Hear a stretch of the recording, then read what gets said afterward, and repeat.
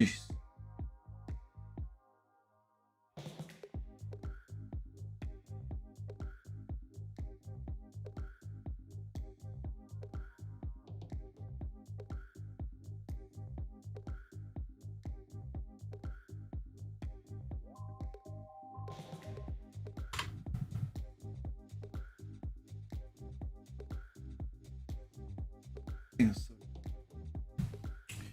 Man, that's not cool.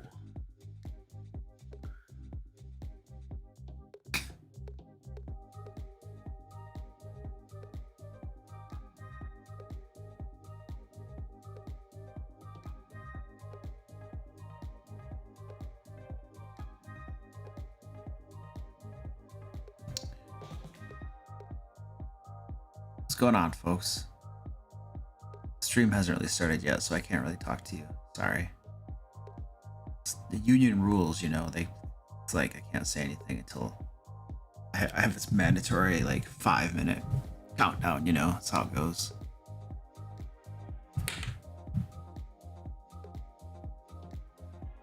I'm trying not to. I'm trying to be quiet. What's up, Dito? Psychomaniac, giraffe elbows? That sounds painful. Disco Narwhal, what up, dude? Matthew Maple, Barking Cricket, DM Zach, Nico Prisco. We gotta just read all the names. Danny's in the house. Andrew Orr, Ed Robinson, Orca, dude, what up? Fred's in the house. Cohen, what up, dude? Dr. Tiefling, Daniel Bayer, what up, dude? No, Fred, it's a 5-minute timer, not a 10-minute timer.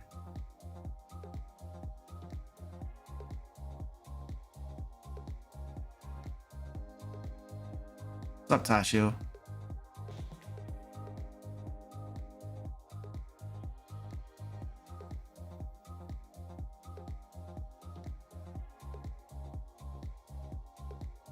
I'm doing well, Orca, dude. Thanks, man. Well, it was a 5-minute timer.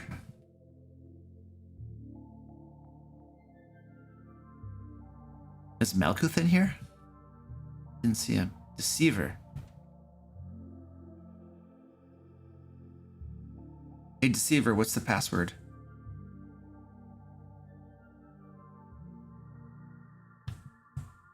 Ah.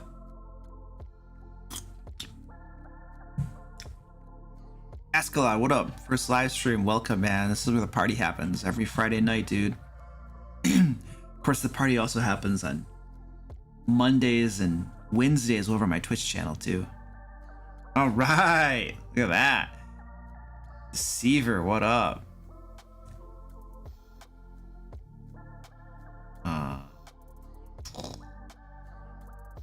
There you go. You have been wrenched. These stupid wrenches.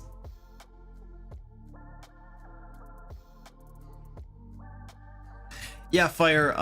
Lots of people don't get notifications for live streams on YouTube. That is a systematic problem on YouTube. This is one of the reasons that like people have YouTube channels and they still stream on Twitch, because Twitch actually sends out notifications to everybody who wants them. Like you can have notifications all on for YouTube, and yet when I go live, it won't tell you. And so yeah, it makes it harder for people to find it. Like I have under 2,000 followers, under 2,000 followers on Twitch, and yet when I go live, I routinely have like 40 people on, sometimes 50, with under 2,000 followers. Okay, on YouTube, I'm over 50,000, and when I go live, I average somewhere around, well, it's under 150. So like the proportion is insane. It just shows how bad YouTube is for notifying people that people go live, which is why people a lot of times don't live stream on YouTube. I mean, some people do, but not everybody does. Yes, that's the best way to do it, Orca, dude. You set the alarms for the streams. Yeah, I mean, I stream every Friday, you know. It's like, so every Friday, same time, same place, you know. Somebody disliked already? Oh, that's cool. Hey Cody, what up, dude? It sounds different. Oh, I have a. Oh, dude, I have a stream set up. I have a stream board now, dude. I have a tight stream board, so I'm gonna sound a little different. Oops, that's the wrong button. I'm supposed to go this button.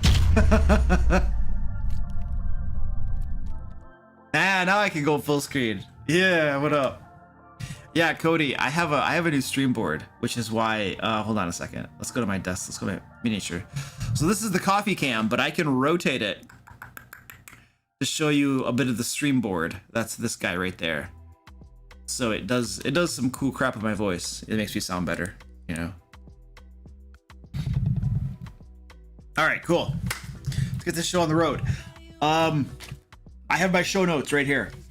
So tonight we are doing questions and answers. Usually we do about 2 hours of question and answers. You guys just throw questions in the chat. Hashtag all caps question mark if you want your stuff to get answered. Otherwise it's hard for me to, like, you know, find them and stuff. Oh, by the way, spammers die. Do not spam. My moderators, like, they tend to be very lenient with their wrenches, but I'm encouraging them to whack people faster. I'm mean like that. Okay, after some Q&A, we're gonna be creating some magic item curses. Now here's the deal. The plan is not to actually create magic items. We're not creating magic items. We're gonna create curses that you can slap onto any pre-existing magic item. So these should be more versatile than if we were to just create magic items themselves. So we're gonna try this out. This was an idea I had last night. And I was like, oh, maybe we'll try this. That'll be cool too. And it should allow us to do this a lot faster than if we were creating a full-fledged magic item in and of itself as well. Want to let you guys know that I do have streams over on Twitch Mondays and Wednesdays. The Monday streams are pretty much just hanging out, answering questions and chilling. And then the Wednesday streams, we paint miniatures together. Last Wednesday, I did like about an hour and a half of painting miniatures as the barbarian with my like really cool barbarian voice. And it seemed like people were having fun too. So yeah, you should come by the Twitch channel and follow me over there so that you get notifications when we go live. Yeah. And also my Sword Coast Guard group has begun playing Curse of Strahd with me. And our Curse of Strahd sessions are all being streamed over on my Twitch channel. Can one of my moderators throw my link to my Twitch channel in the chat? It's also down in the description as well. And we started streaming, like, our episode 1, session 1 was last weekend. And so you can, well, I should tell you too, so you can come to Twitch and watch us live every other Sunday when we play. We play at 4 p.m. Eastern US time every other Sunday. We're not playing this Sunday, we're gonna start playing the next Sunday. And if you miss any of our Curse of Strahd games, you can catch the replays over on my second YouTube channel. It's called the DM Lair Streams. And you can get the replay over there. So you can watch all of our Curse of Strahd crap if you're interested in watching people play D&D. So there you go. And now that you have listened to me give you all of these dumb plugs for, like, how long was I doing this? We're gonna do a giveaway tonight. So let's get that going right off the bat here. Where is my screen? All right, we're gonna be giving away some of these tactical tokens. I love these little bad boys here. So we're gonna give some away tonight. There is a link down in the description where you can sign up for the giveaway. You need to enter in a password. We are gonna make a password tonight. What should the password be? Somebody type in a dumb word for the password. Where? Yip. Okay, yip is the password. Yip. That's the password. Thank you, Tyler's Handsome Corner, for contributing the password for tonight's giveaway. So the password is yip. like the kobolds. Yip. So that's the password. Go enter the giveaway. Get some free crap. It's cool. These are actually really high quality. They're basically little tokens. That's why they're called tactical tokens. And you can use them instead of miniatures. They're very portable, durable, all that kind of stuff. You know, you can soak them in your coffee and they're probably going to be just fine. I don't know why you would do that, but you can do it if you want to. So yeah. we will be drawing the winner of the giveaway at the end of tonight's stream. You don't got to be present to win, but it is only open to people who are in the stream. So yeah, good stuff. Okay, cool. That's enough foreplay. Let's get into the real thing, answering the questions.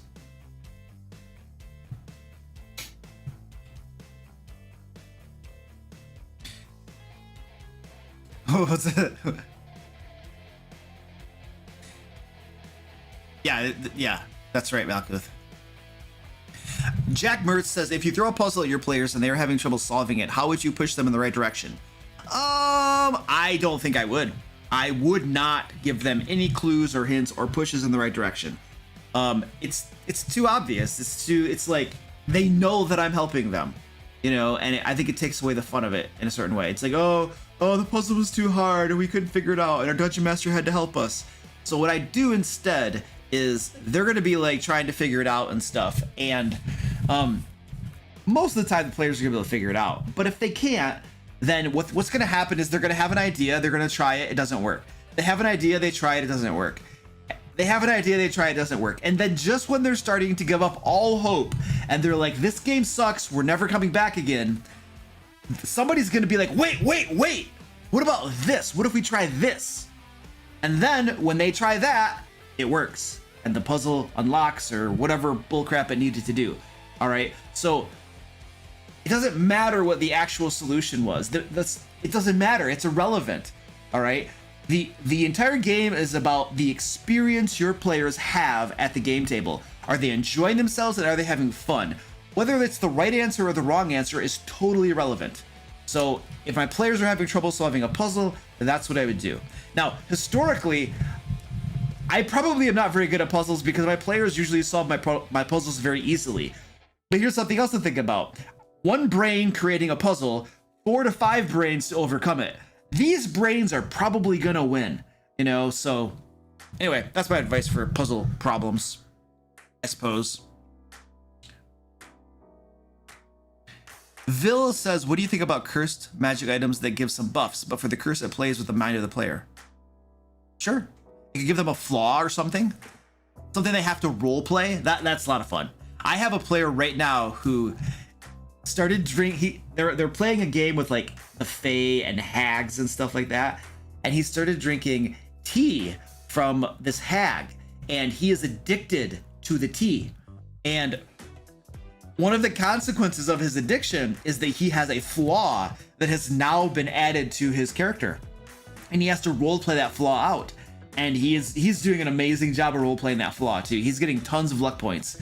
It's very, very good. Basically, the flaw is that he is compulsed. He has this compulsion to gather up any sort of weird ingredients that he thinks might be a possible ingredient for hag tea, because he is paranoid that his tea is going to run out. And so he's just gathering random ingredients from all over the place just in case he needs to try to make his own tea again. Because he took the tea from a hag and he's getting low on it. So he's paranoid it'll run out. And so he's gathering like just weird. He was chopping fingers off a body and like taking fingers and stuff. Like he was just doing some messed up crap, you know. So yeah, that was a flaw that may or may not be very appealing, in particular that instance of it, but whatever. We were all having fun.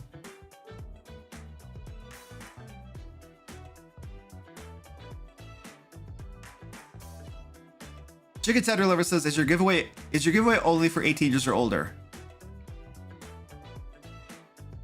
So officially, it's for 18 years or older. However, for me to enforce that rule, I would actually have to ask for a proof of age, and I'm a busy guy, so the chances of me asking for proof of age, but get your parents' permission. Get your parents' permission. Because ultimately what's going to happen, dude, is that if you win the giveaway, Chicken Tender Lover, I'm going to have to ship them to you, which means I'm going to ask for your address. And if you're a minor, you should really be getting your address. You should be getting permission from your parents before you give your address out to a stranger. Okay, like seriously, I'm serious. You really should. Don't just give your address out to weird people. Okay, and I probably am in the category of weird people. So get your parents' permission. That's what I'll say. Stanley says, is there any place you'd recommend for making my stuff look professional? Well, I'll tell you what, I use Photoshop for my thumbnails for my channel. When I'm publishing stories and stuff, I'll use InDesign. That usually gives you a professional look. For video work, I use Premiere. That gives you a professional look. You get a lot of good stuff with that. Let's see, if I'm making t-shirts and stuff, I mean, there are lots of different, depends on what you want to look professional. There are lots of different ways to make different things look professional. But there's a handful of things that I make look professional with the various tools that I make. I hope that helps a little bit. Rusty Fish says, when you say luck points, what do you mean? What are they when you give them out and what do you use them for? Okay, luck points. So this is one of my homebrew systems.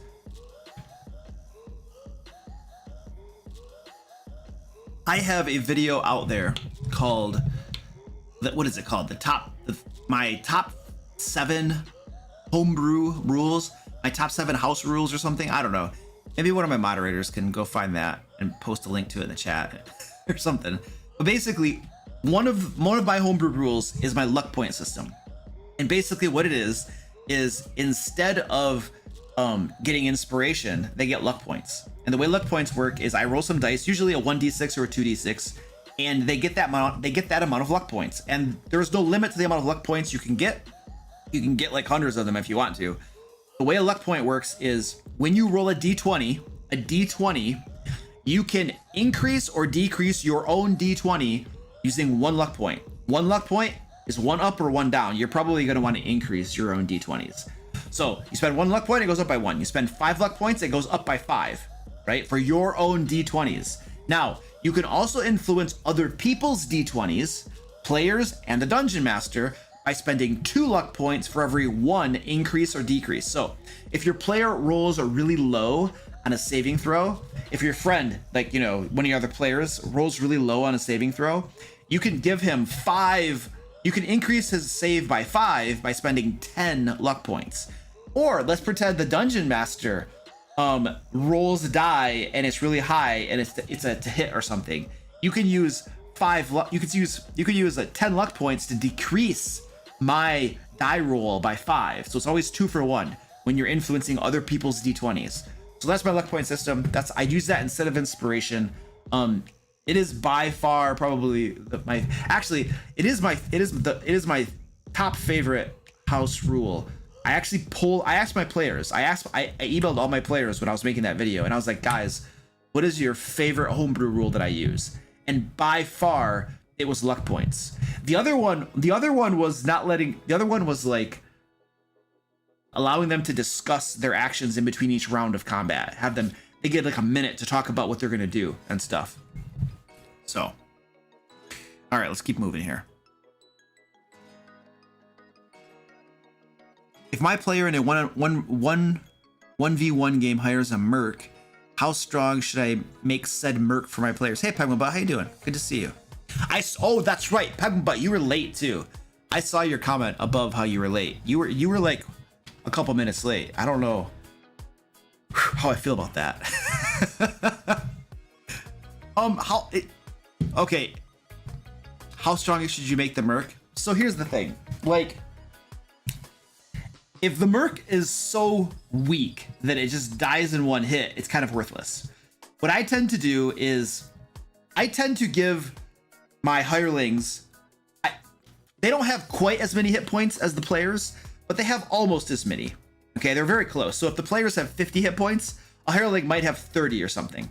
Okay, but their damage output is way lower.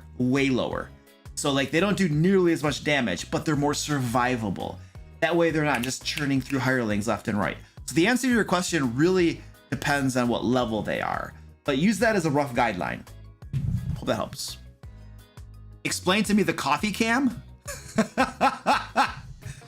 Don't you want to see the coffee? Like, do I have to explain this? You guys can see how much coffee I have and when I'm getting low, and then you can tell me to go fill it up. That's what this is all about. And then when I drink it, you can see my keyboard and stuff. Actually, the reason for the coffee cam, the honest reason, is because later on we're going to be rolling dice and using Rory's story cubes probably for when we create curses. And so I just have the camera set up, you know. But since we're not really doing anything with the dice tray right now, like, it doesn't make any sense for me to have it there, right? So what I do is when we're not rolling dice, it's the coffee cam, you know? So yeah. Yeah, Danny says no, it's just for coffee. Danny loves coffee. So she was probably very excited when I instituted the coffee cam.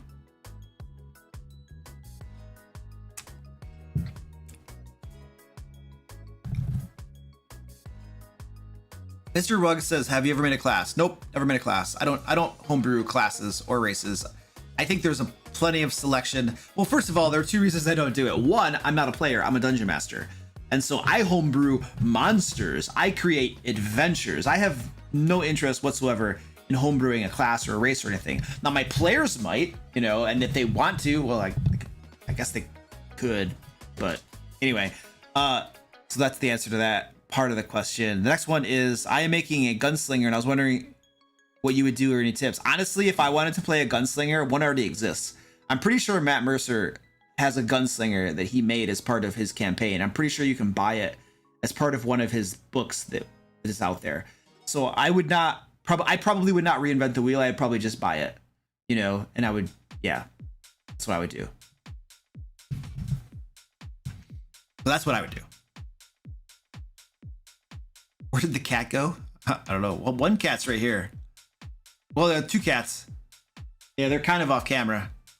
They're being kind of shy. They're just on the edges of the camera. That's that. Let's see.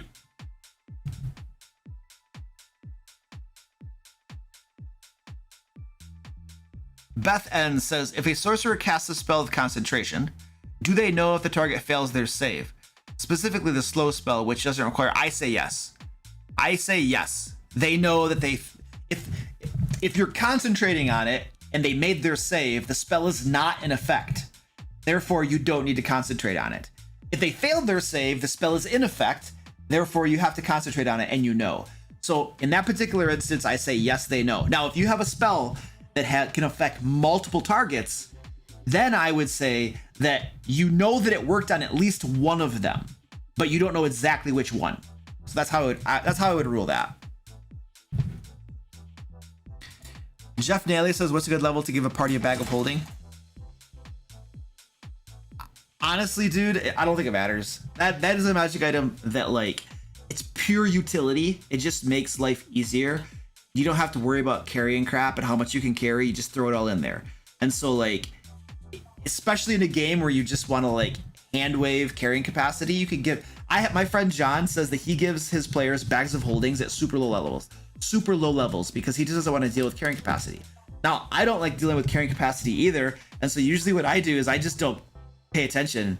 And my players could have, like, you know, hundreds of thousands of pounds of junk on their character sheets, and I wouldn't know, and I probably wouldn't care a whole lot. You know, it's just not. That's like bean counting and pencil pushing logistics that I personally, as Dungeon Master, am not fond of, and so I just don't care. Now, there are other games and people who like keeping track of that, and that's fine. You know, personally, I just so anyway, back to your question. Whenever you want, dude. I don't think it matters. Just make sure that you're prepared for all of the shenanigans of we put the monster in the bag of holding and try to suffocate him, because your players may or may not try to do that. You know, just be aware. Joe Black Attacks says, should the Artificer have some kind of official curse system? Because it seems kind of ridiculous that the magic item maker class can't make cursed magic items without homebrew. I mean, that's interesting. Should it have it? I don't know if it's a moral question, or I think it's a preference question. If you think that it should have it, then add it. You know, like especially if you're the dungeon master. If you're the dungeon master and you're like, dude, artificers blow without being able to make their own curses, then just homebrew it, dude. You're the dungeon master. Do what you want. It sounds fun. If it's, you know, do it. Sir Vic, have you ever had any players act up because they got cursed because of an item? Nah. my players don't tend to act up, act out, whatever you want to say. I generally tend to have pretty mature players, and players who aren't mature don't stay on my games long. Well, I did have one player that was in my game for quite some time, and he was there far longer than we should have put up with him. But it was kind of one of those situations where, like, there are some offenses that are so egregious that they're just like, you're out. And then there are some offenses that are so small and so tiny, you know, they're kind of like getting pricked by needles, where it's like, ow, ow, ow, ow, ow. And you just kind of put up with it for a while, but then finally you're just like, enough, you know. But no, I've never had players freak out over curses on magic items. I don't give out a lot of cursed magic items, in all honesty. The reason we're doing curses tonight is people requested it. So yeah, and variety. We've done a lot of the same sorts of streams, creation streams, in the past, so we're doing Window Kitty. Oh yeah, that's Squeaky. It looks like Squeaky.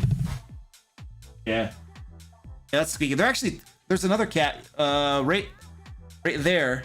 There's another cat. That's Mommy. My head's in the way. Everything's backwards on camera. That's a cat right there. That's Mommy, right there. Yeah. I don't have a camera that points that way, except for this one, so I can't really show you too much.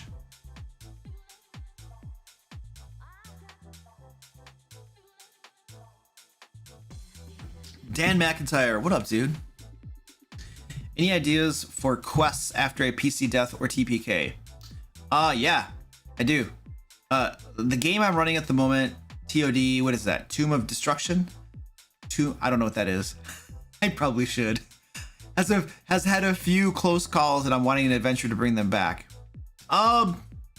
So I don't plan for PC death or TPKs, because basically I mean, my plan is that if a PC dies, like, either the party brings him back to life, problem solved, or player rolls up new player character, and that player character comes back into the game, and everybody just keeps on adventuring. Like, there's nothing to be solved there. It's really just an easy fix if someone dies. If the whole party dies, I have had 3 TPKs in the course of my 5th edition adventuring career, DMing career, whatever you want to call it.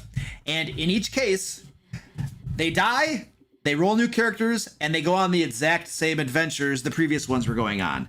In every case, that's what happens. They just pick up where the old group left off. Like, the campaign doesn't end if everybody dies. The game doesn't end. You just roll up new characters and you keep going. If everybody was having fun. Now, it could be that people, maybe the dungeon master wasn't liking that campaign and the players weren't liking it. And that is obviously a wonderful place to have that discussion of, do we keep going or do we just start over again or start doing something else, you know? But here's the thing, you know, if you TPK at level 10, let your players roll up characters at level 10 again. Even if you decide, well, I don't know. If you decide to start a whole new campaign, you can all talk about the level, I guess. You know what I mean? But, like, players, part of the fun of being a player is getting to higher levels, earning that stuff, and getting those powers and stuff. That's a huge motivating factor. So, like, when my parties TPK'd, I let them create new characters at the exact same level, and we kept on adventuring, you know? That way they didn't have that sense of they lost everything. Because it's bad enough that you lost, like, a character that you might be attached to, you know? But if you lost all of your levels and all your progression, that, like, makes it worse. All right. Dan McIntyre, thank you, sir, for the 619 super chat. I appreciate that.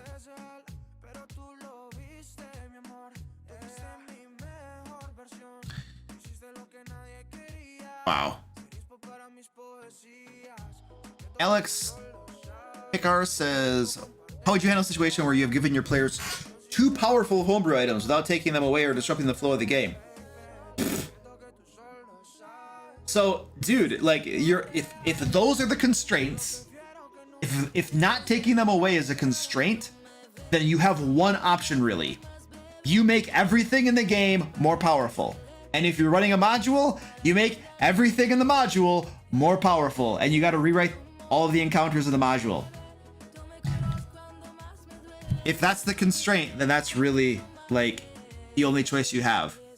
My preference is to talk with the players and say, yo, I screwed up. I gave you too powerful of stuff and it's unbalancing the entire game. What can we talk here? Is there something we can do? And then see if your players are willing to work with you, maybe give some up or something like that. Just ask them, you know. But ultimately it's your bad because you screwed it up. And so if they don't want to give them up, which is fair, because you know that's kind of a nerf, they might not like it, then you just gotta take care of business, dude, because you screwed up. But I have found players tend to be much more reasonable and willing to work with you if you go to them and say, hey, this is not your fault, this is my fault, I totally screwed up.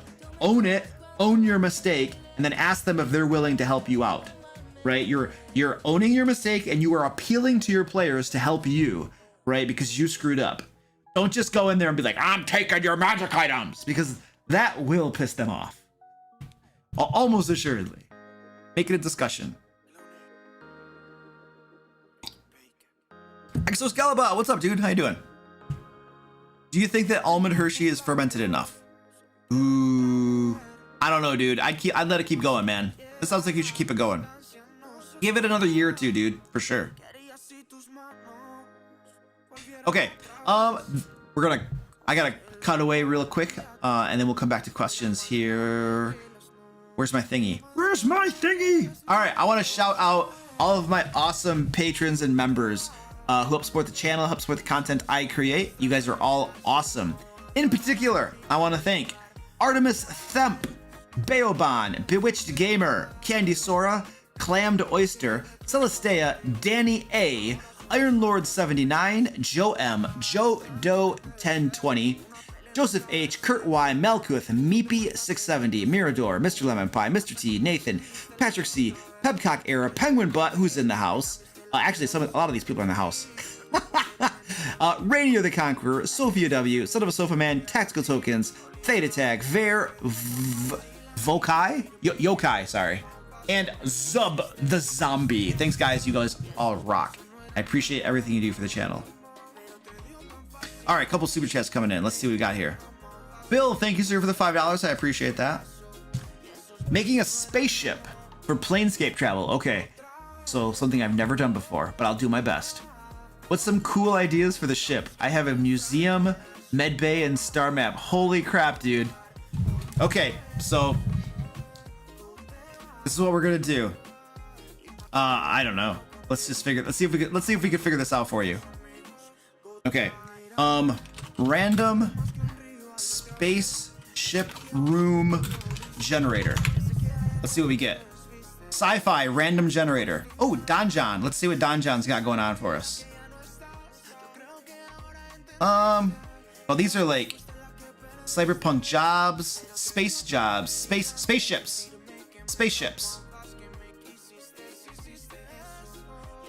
Well, I don't know. It's not actually giving you the rooms and stuff.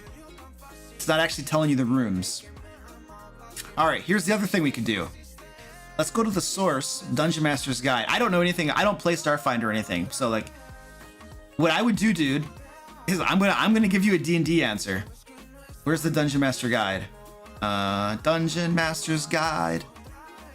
There is, in the appendix, there's random dungeons. So this is not going to help you with a spaceship, really, but what I'm going to tell you to do, or what I'm going to suggest doing, is, come on, random dungeons, let's go. Stocking a dungeon. Okay, there's a part in here that tells you the different purposes of rooms of a dungeon: a barracks, a bedroom, a chapel, a guard room, a kennel, a kitchen, a pet. I mean, you know what I mean? A lair, conjuring room, a storage for food, a shrine, a trap, a workshop. Okay. So basically what I'm going to say is that you can take those same concepts and emulate them on your spaceship. You know, like it's not going to be called the same things maybe, but it will have the same functions and purposes. So like when I'm creating my own dungeons and stuff, I routinely go to the back of the Dungeon Master Guide to look at all of the random dungeon generator stuff, not because I'm actually going to randomly generate it, but it gives me ideas of the different things that could be in the dungeon. So just take that idea and like, you know, fast forward it like 3,000 years into like space travel, and I think it would work okay. What is this? Blue Bob Mam says, no stream announcement will go unvandalized. Oh, I know. Stream Elements is dumb. I gotta fix that. Hey, Danny, can you keep bugging me to fix Stream Elements, the bot? Because I am totally incapable of remembering on my own, and I would greatly appreciate it. Danny makes me remember to do stuff that I'm too dumb to remember on my own. All right, what are we doing? Oh, the super chat. Taylor Hokuth, thank you, sir, for the $5. Some powerful UNT assassins are after my players. Okay, got it. Do you have advice for making an ambush interesting and not TPK deadly? I mean, just balance it properly. That's the best you can do. Like, so the best you can do, dude, I'm gonna show you the tool that I use. And I'll link you to it too. This is the tool that I use to balance my encounters. And there's a link for it right there. But the best you can do, dude, is basically punch the numbers, balance it the best you can, maybe try for a hard, and then you just have to be willing to adjust things on the fly in the battle. If you come in hot and the UNT assassins are way too powerful, then in the middle of the battle, back off, make it easier, you know? I have a video on my channel. It's called Adjusting the Challenge of an Encounter on the Fly or something. You can look for it on my channel, but I made an entire video that talks about different techniques and methods you can use to make an encounter easier or harder once it's already began. Like, there is no rule that says you have to have it perfectly designed like before the combat begins. Like, if I can design the encounter and change and tweak it before it begins during planning time, there is no difference between changing it ahead of time and preparing it ahead of time, and then changing it during the battle when I notice that, oh, it's way too hard. Literally no difference. It's not cheating or something stupid. From your player's perspective, there's no difference. They have, if you do it well, they have no idea that you're doing anything. They could suspect, but they don't know. Who knows? You know? So my suggestion is get as close as you can, and then, you know, change things on the fly a little bit to make it easier or harder. Oh, sweet. People are helping out Bill with his spaceship idea. Thanks, guys. I appreciate that. Bill, he's asking the guy who's never played space battle games. And I'm just like, I don't know, Bill. I got nothing for you, man. I'll do what I can, though.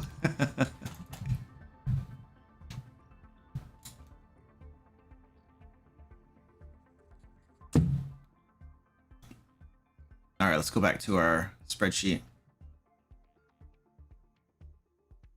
Saul Rodriguez says, I gave a griffin egg to a player and now I'm regretting it. I have no idea when it's going to hatch and how much time it's going to take the griffin to become adult. What do I do?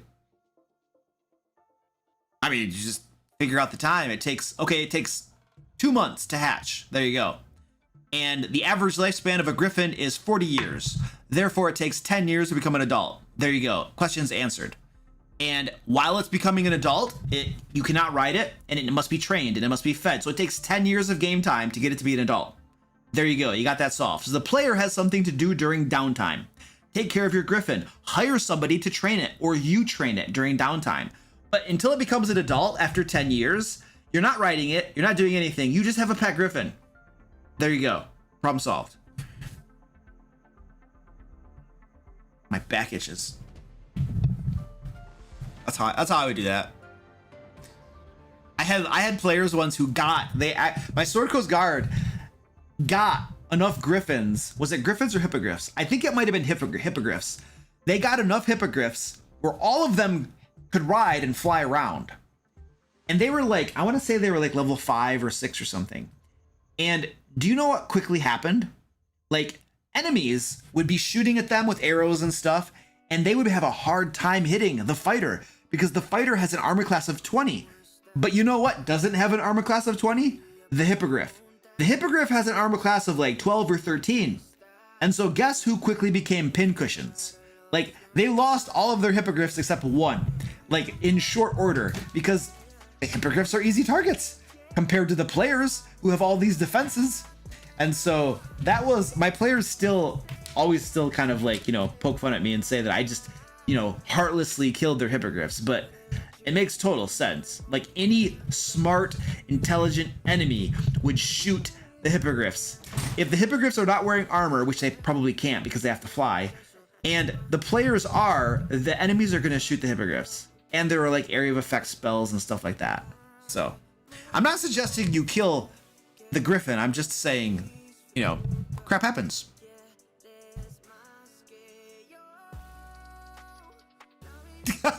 Tyler says, what are some good D&D drugs? How do you handle the mechanics addictions? I have a player that wants to roleplay. Okay, so like all of the questions you're asking there are up to your own creativity, okay, to figure out and brainstorm. Like I'm not gonna give you the answer. I'm not gonna give you a list of crap, dude. Okay, you think about it. Just think about it. Use your creativity and think about it while you're showering, while you're brushing your teeth and stuff. What could it be? You know, and then think about the mechanical stuff. So a good drug, it should have a beneficial property. There should be something good about it, something that it helps you do. Now, I don't know, in real life, some of them just make you feel good. Others give you energy, others give you strength and stuff like that. So, but there's also a negative. So brainstorm a positive thing and a negative thing. And then as long as they take that drug every so often, they're going to have that positive thing, and they might have some of the negative thing, a little bit of it. But if they stop taking it, maybe it costs too much money or they can't find it, then, or their supplier gets arrested and they can't get it anymore, that positive goes away and that negative thing gets amplified big time. And then they have a problem. So just brainstorm stuff. And mechanical stuff is cool, but it doesn't have to be mechanical. It could just be a personality flaw. Like I had one of my players at the very beginning of this stream, I'm not going to repeat the whole story, but one of my players is addicted to hag tea. And as the consequence, the negative part of being addicted to this tea is that he has a flaw that has been added to his character sheet. And so it could be something as simple as a flaw that is a role-playing opportunity. And that's a lot of fun, you know? I'm sipping coffee too, but it's only like, it's not even 7 for me.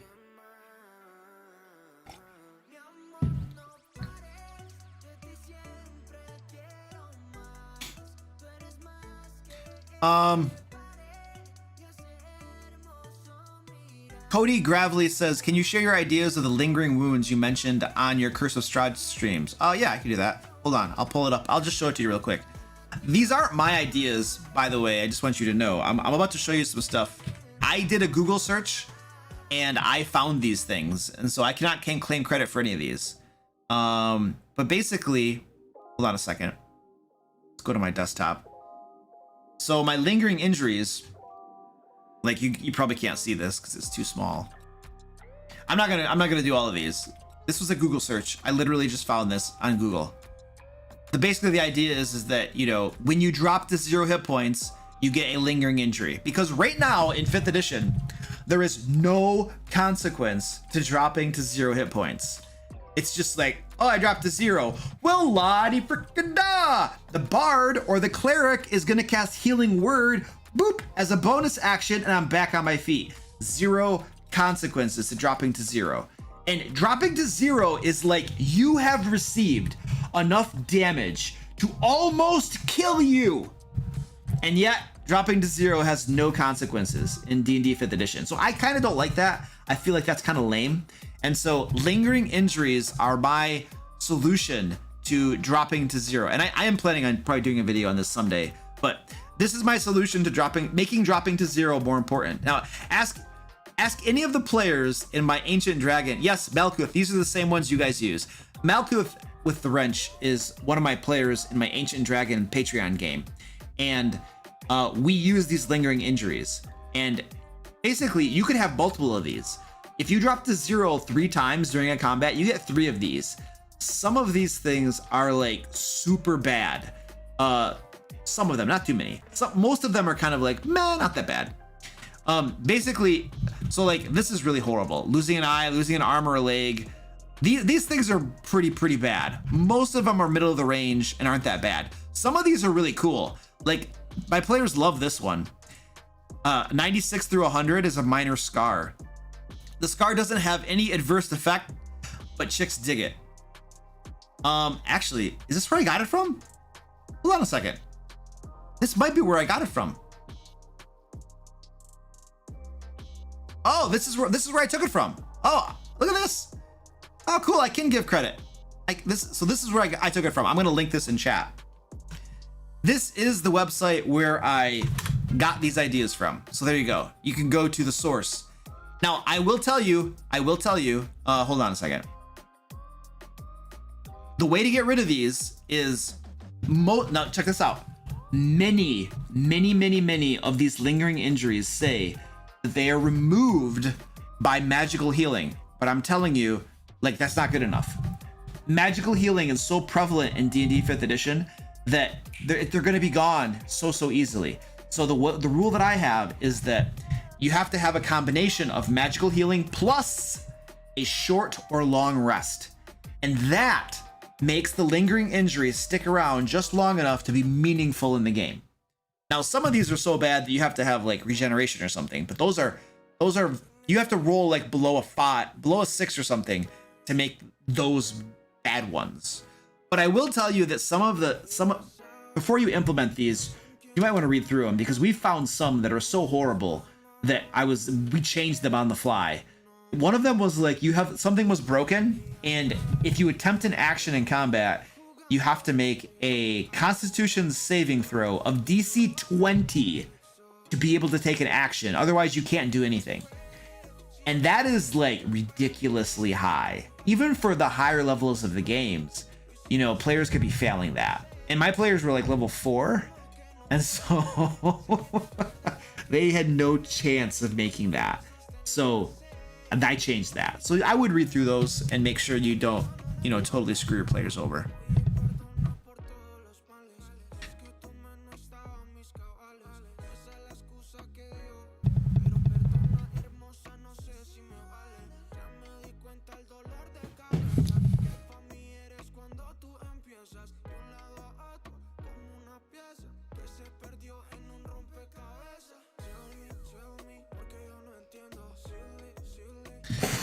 Tyler's Handsome Corner says, are there still openings for being in a D&D campaign with you or one shots? I don't know.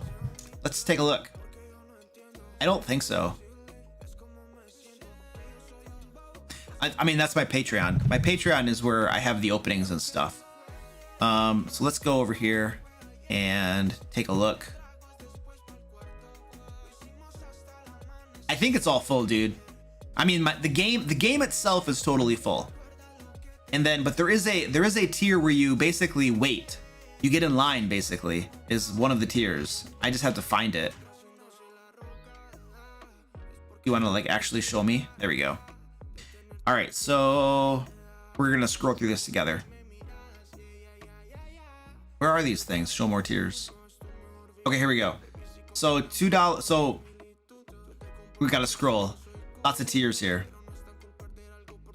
So the Ancient Dragon one is the one where they actually play with me, and that one is sold out. And then, okay, the Ancient Dragon Reserve is the one where you're basically getting in line to play in the game, and 4 people are already waiting, and there is 1 slot left. Like, but all that really gets you is you're just waiting in line to play with me. So technically you could do that, but like, I don't know, dude. You know, paying $50 to wait in line and not have any idea of when you're actually going to get to play may not be your thing. So obviously there are people doing it because they think it's worth it. I don't know that I could recommend doing that. I offered it because I had demand for it, but I don't know, dude. if you want to do it, it's cool. I'm a really bad plug of things that make me money right now, but like, that's just my honest thoughts on it. I know, Taylor, I'm not a good salesman. I have merch too. I'm a really bad what do you want to call it? Salesman for my merch. Ask Danny. I do a horrible job plugging the merch. You're welcome. I mean, I am defined by my honesty, Tyler. and it doesn't always do me well. Sometimes it hurts me. I'm sorry. See, Danny's getting upset already. I'm sorry. Please do not don't do a merch plug. Oh, I could do a merch plug. I've been practicing my merch plugs. Okay, you guys, I have t-shirts and hoodies and even mugs that have the DM Lair written on them. And you can pay a premium price to get these merchandise, t-shirts, hoodies, and mugs, even stickers. And you can turn yourself into a walking bulletin board that advertises my channel and stuff. You know, like, who wouldn't want to do that? Like, isn't that an amazing offer?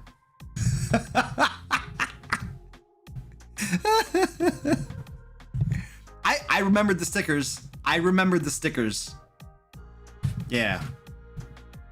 Oh, they're linked. They're right below the video too. You can get merch below the video. Could you actually put a monster in a bag of holding and suffocate it? I actually think.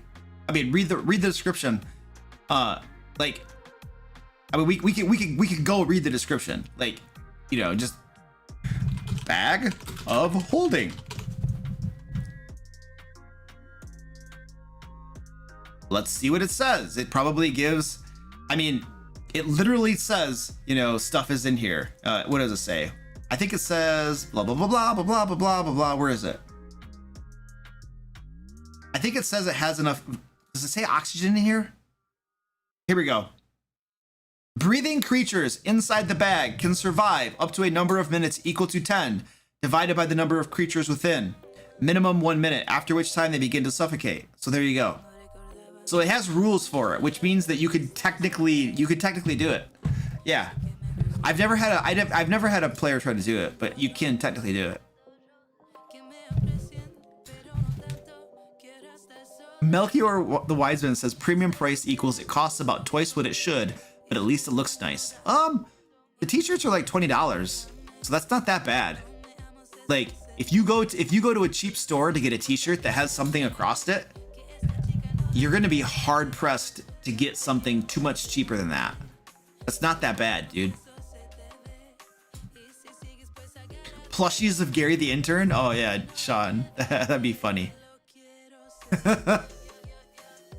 Yeah, it's 2 feet in diameter and 4 feet deep. This has just become a merch barbecue. Oh, you guys, I ordered, check this out. So the other day, we're straying away from D&D, sorry.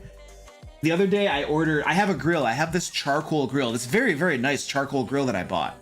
But charcoal is very difficult to like actually prepare and get ready to do its charcoal thing. But somebody told me about these charcoal chimneys.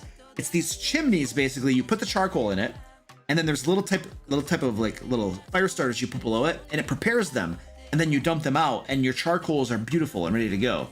And so, I haven't used it yet. It's still arriving through Amazon, but I'm very excited to be able to charcoal and, you know, actually have it work, because my charcoal was all cold. It was going out. I couldn't get anything. I would actually go out into like the little woods behind my house and gather up wood to put on my charcoal grill to make fires to cook my meat, because I couldn't get the charcoal to work. So I'm very excited. Coal Soak, you want Old Man Commoner merch? Did you like the Old Man Commoner, dude? We created him in one video and we killed him off in the same video.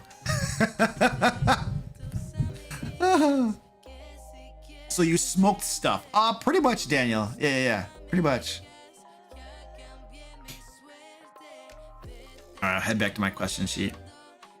Do I have a PO box? Yes, I do. Paydirt49 says, what are some good basic voices I can practice? I don't know.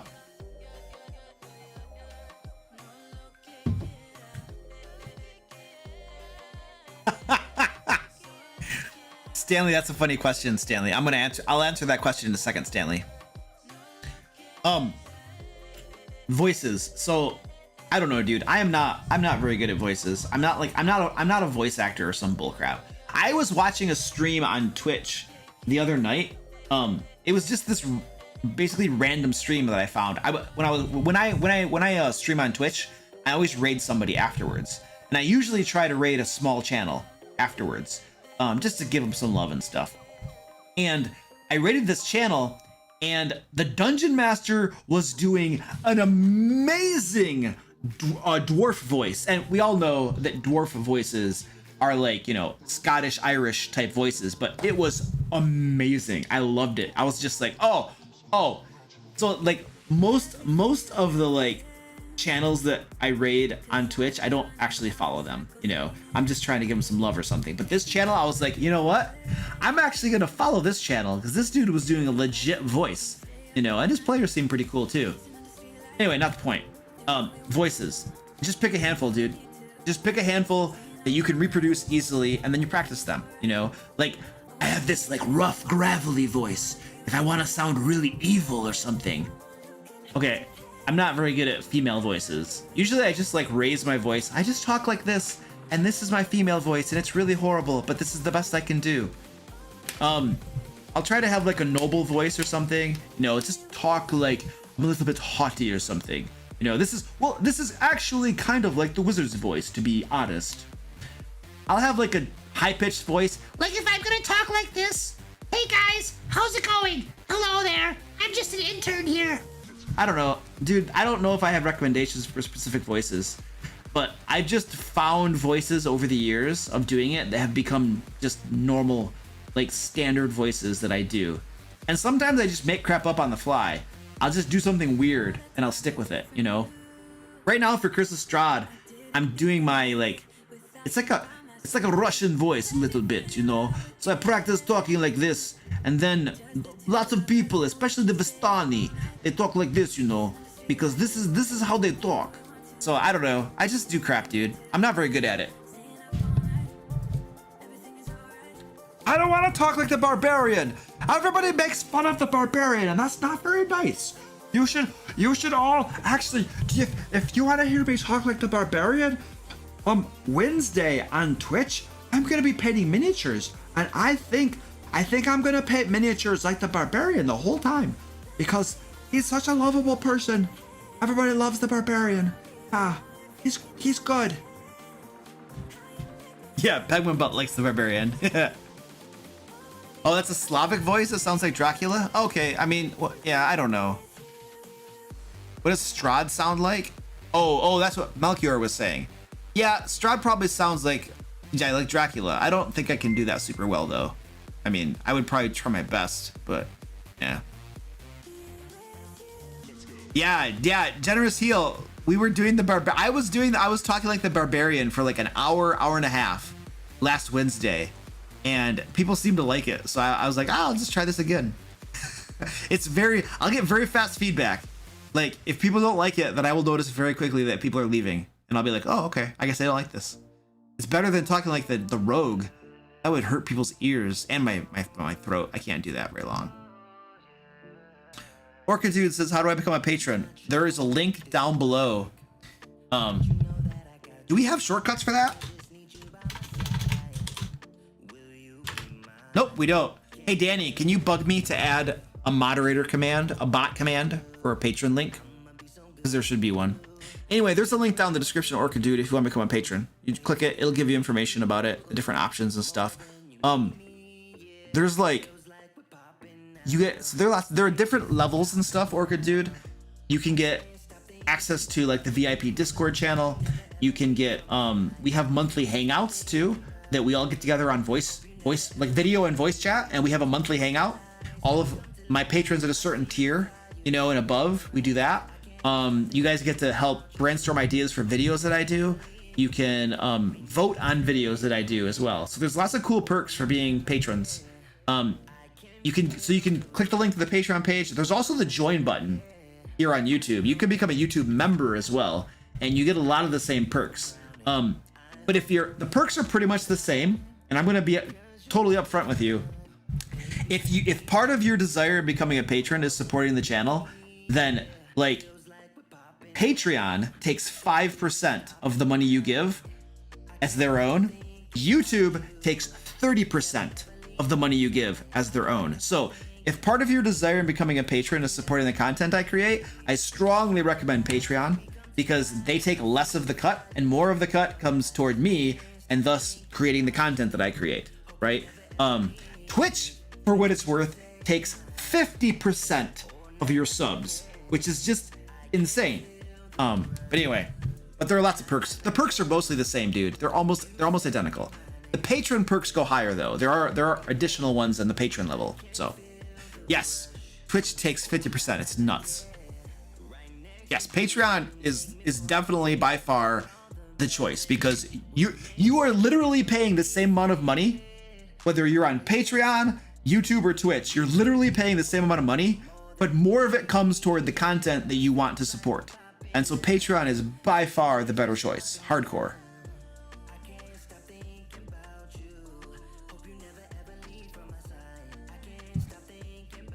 Okay, let us, which is Munchgum says, I'm probably gonna be introducing some exploration into my campaign. I really want to keep my players on their toes and guessing at what's coming next. Got any tips for exploration? You just gotta do random stuff, dude. You just gotta have a variety of stuff. Don't be predictable.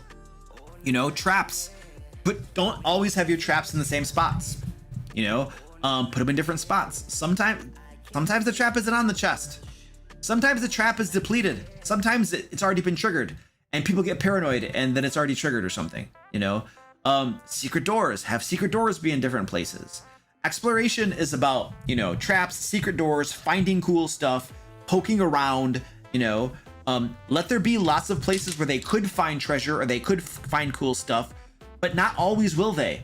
You know, there are many times my players will overlook things and they won't find some of the stuff in the dungeon and they miss out on it. And that's the way it works. I do not push them towards finding all that cool crap.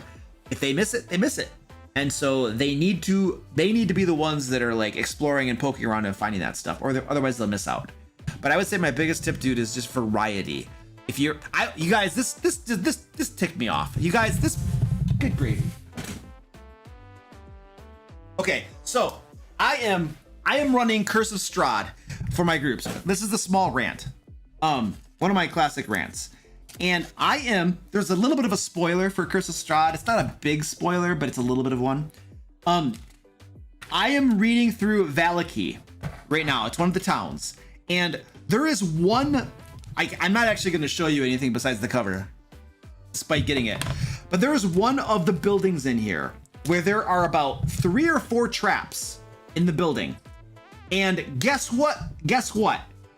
Every single one of those traps is the exact same type of trap.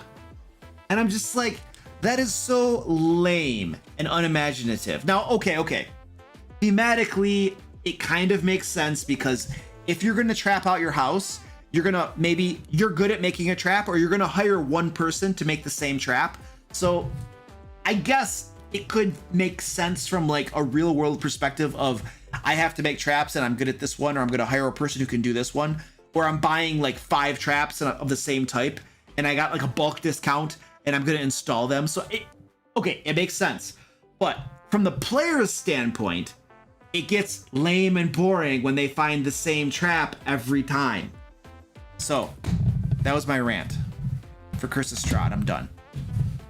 Beyond that, I mean, like, I've been loving everything about Curse of Strahd. I think that right there was probably one of the only things so far that I've read and I was just like, that's dumb.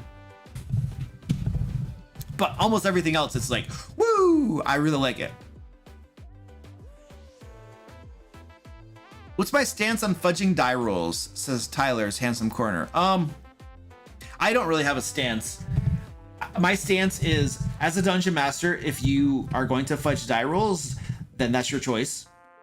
I don't really care. It's a personal preference choice thing. You can or you can't. It doesn't matter to me. I don't really. So like, I'm not gonna judge you if you do it. You know. What I will say is that fudging die roll. Personally, I like almost never fudge die rolls. Almost never.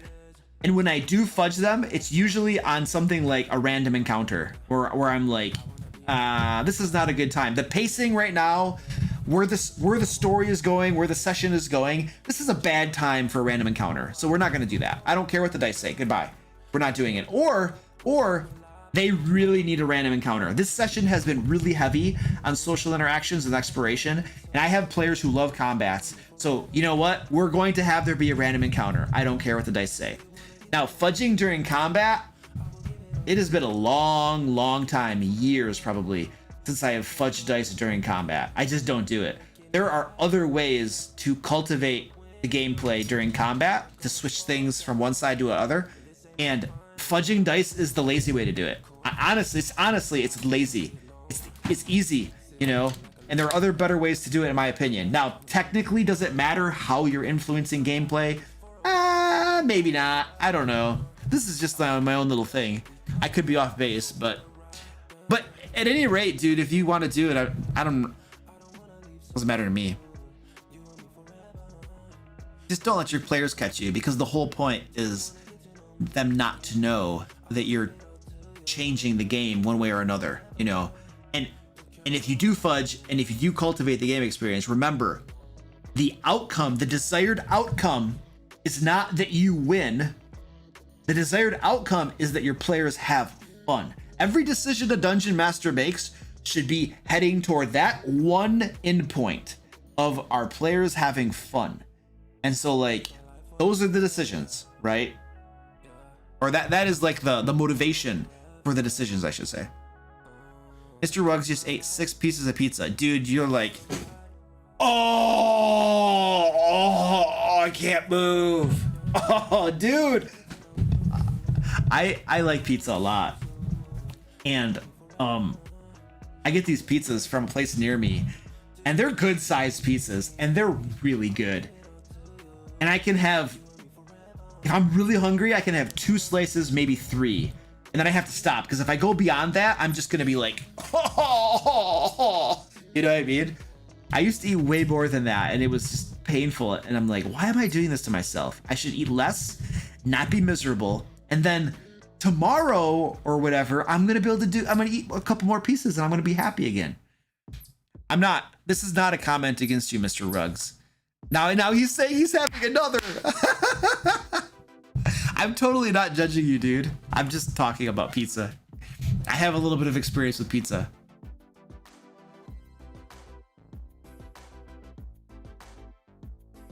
Deceiver says, do you tell your players the enemies to hit roll so they can shield their parry? No, never. Absolutely not. No, that would be crazy. That's metagaming. That is 100% metagaming. So they can shield their parry. No, they don't get the hit. If I roll the dice, they don't get to know what the dice say. What I will say is hit. Like if the wizard, I'm attacking the wizard, and I'll be like, I'll roll the dice, and I'll be like, that's a hit.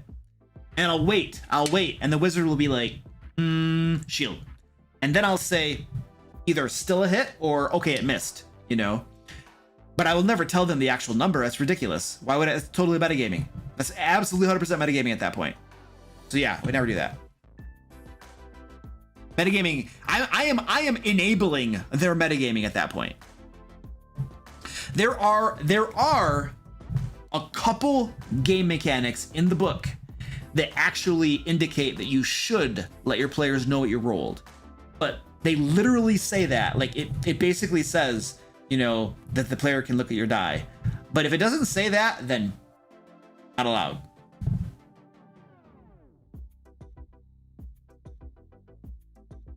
Yeah, that sucks, Fire Drake.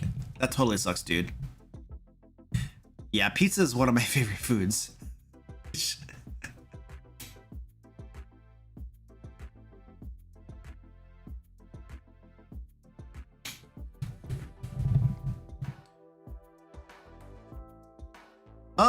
Do you like to give players maps? Yep, I sure do. I print them off, I'll make them, print them off, give it to them. It's fun. I'm running Curse of Strahd. What would you wish you knew before running it? Well, I technically only started just running it. I just started running it. But what would I wish I had known before running it? I don't know. I mean, I feel like I don't know the answer to your question, dude, but I feel like one thing that has been very helpful for me running Curse of Strahd is doing searches on the internet for the way other people have done certain things, like the different treasures, how they've done their milestone points or their milestone leveling, like what they've decided to be worth milestones and what things they've decided not to be worth milestones. And so I've done some internet searches and got people's opinions on that to help guide my own decisions on what the milestones are going to be. So I found that very, very helpful. Just like the information that's out there on the internet from people who've already done it before. So yeah, there are probably lots of great, like, long guides too that will give you in-depth information about Strahd. I haven't really read any of them, you know, except for the ones I was consulting the ones about the milestones, because I wasn't quite sure. Like, I haven't read the entire module yet, and so I'm like, okay, I need to figure out, like, what are the good milestones, and so I got some feedback or some information on that. How many mimics is enough mimics? You Pater, you can never have enough mimics. Do you like to use romance on your sessions, Saul? Not really. Like, when it does happen, it's more of a joke. It's more of the players, like, laughing about it, like, ah, ha, ha, ha, ha, you know what I mean? But it's never like real. We never do like real romance. It's always just part of a joke.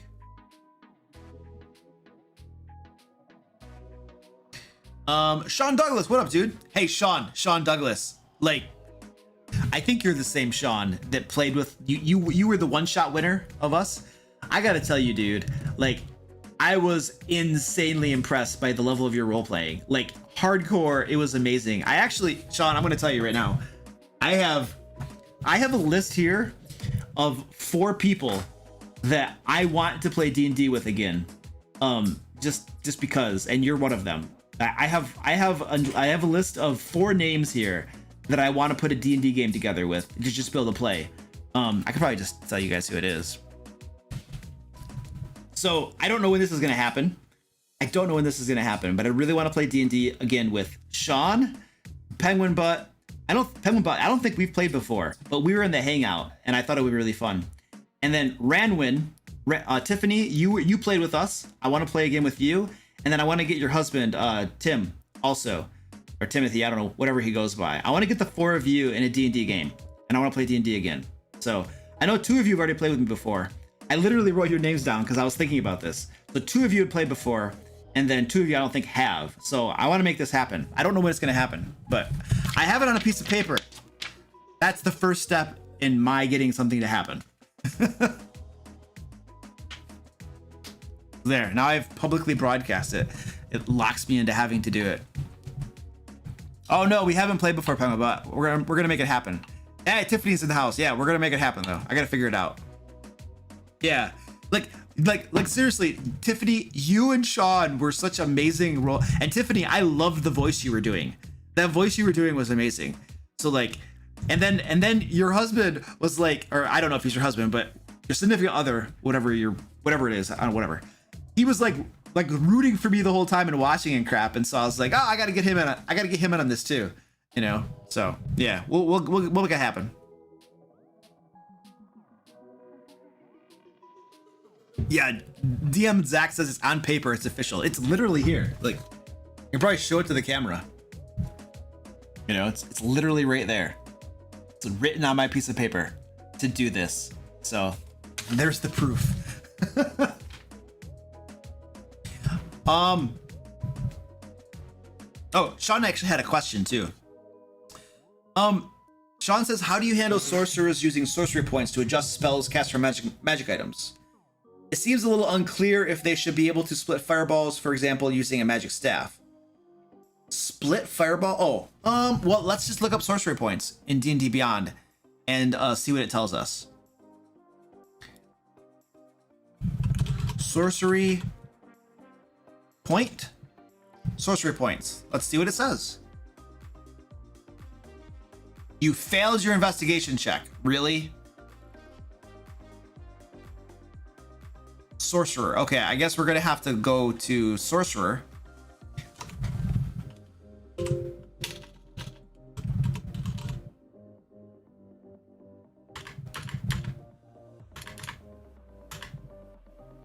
Okay, sorcery points. It says, does it say, does it actually give us how to use this?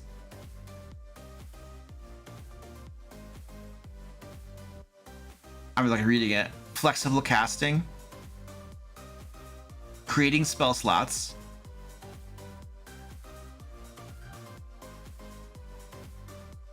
okay, so it says when you cast a spell, when you cast a spell, when you cast a spell, when you cast a spell, when you cast a spell. So all of the wording on here is when you cast a spell. So keep that in mind. The wording is when you cast a spell. Let's just go to a Staff of Charming and see what it says. While holding this staff, you can use an action to expend one of its charges to cast a spell. And I am pretty sure that staves and wands and stuff in general say that they allow you to cast the spell. So if it's giving you the ability to cast the spell, even though you're using a magic item to do it, technically the wording of sorcery points says that you can use them. So whether or not that seems like it should or should not happen, the rules as written seem to indicate that it should be possible. So that's lacking some sort of official ruling from like Jeremy Crawford. I would go with that because it seems to indicate that.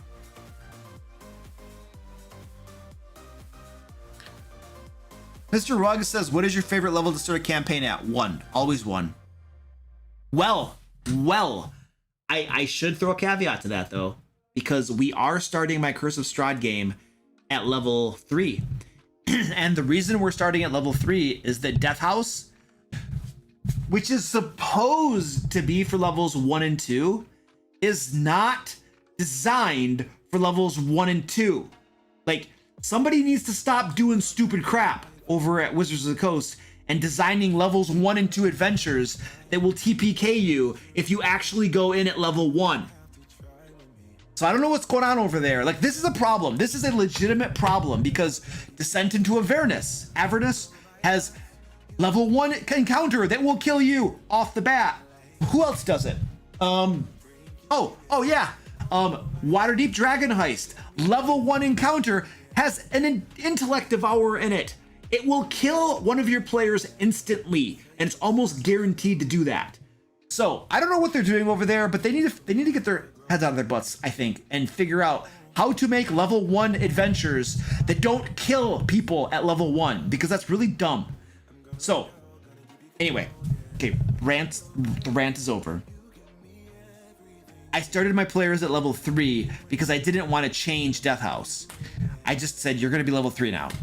And we started level 3. And then when they defeat Death House, they're going to be level 4. And then that'll put them like 1 level ahead of what they should have been, you know. And it's fine. I'm out of coffee. And the rant has given me a thirst. I'm gonna grab some coffee real quick. I gotta replenish the coffee.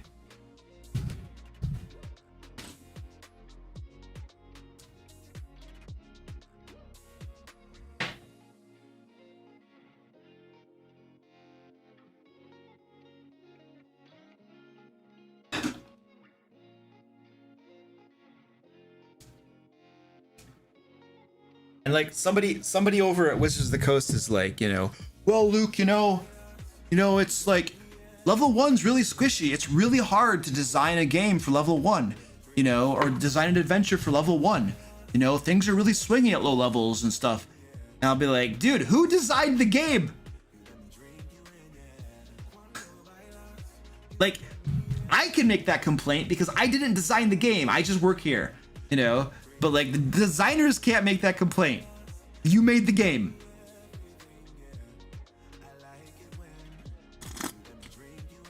Oh, Tyler, you're running Death House level 3? Yeah, it really was designed for level 3 in my opinion. Especially, okay, so spoiler. Cover your ears. Cover your ears. You don't want it. The ghoul encounter down in the basement. Holy crap. Can you imagine 5 ghouls swarming a level 2 party? They're murdered instantly.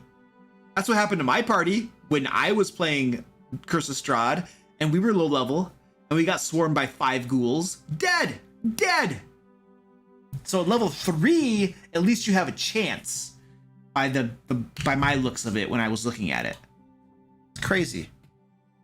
Yes, Tachio's like, that fight is stupid. It's stupid. It's like,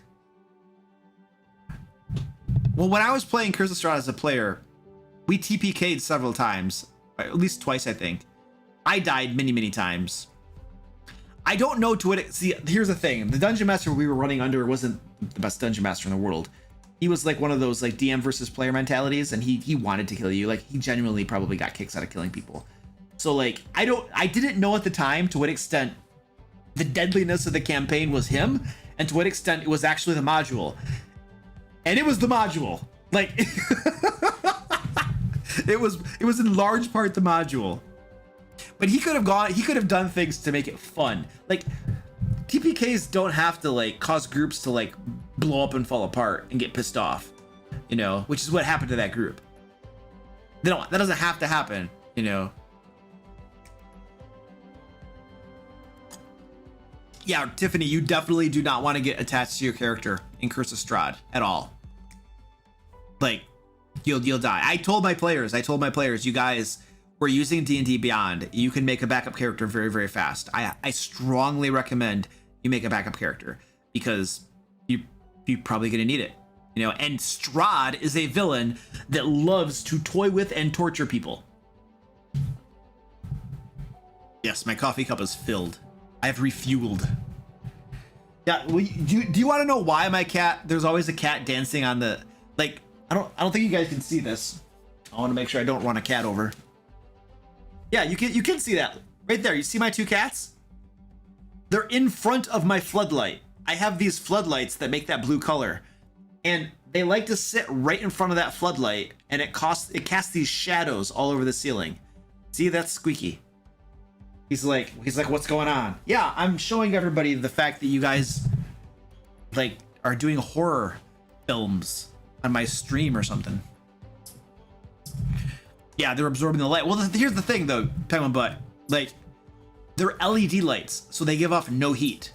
Like, I have massive LED lights here and here and here to like illuminate me properly for my cameras and crap. Like, I have these big LED panels. Like, hold on, can I show you? Yeah, hold on a second. I'll show you one of them.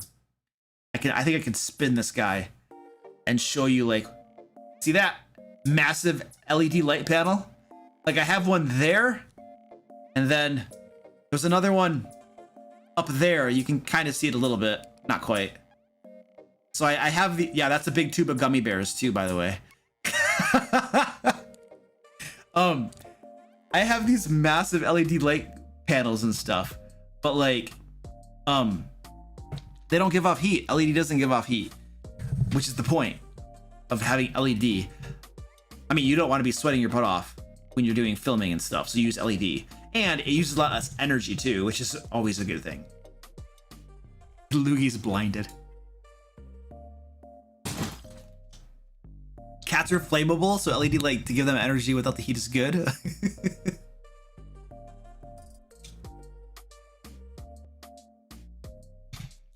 Victor says, what is your favorite part about DMing? I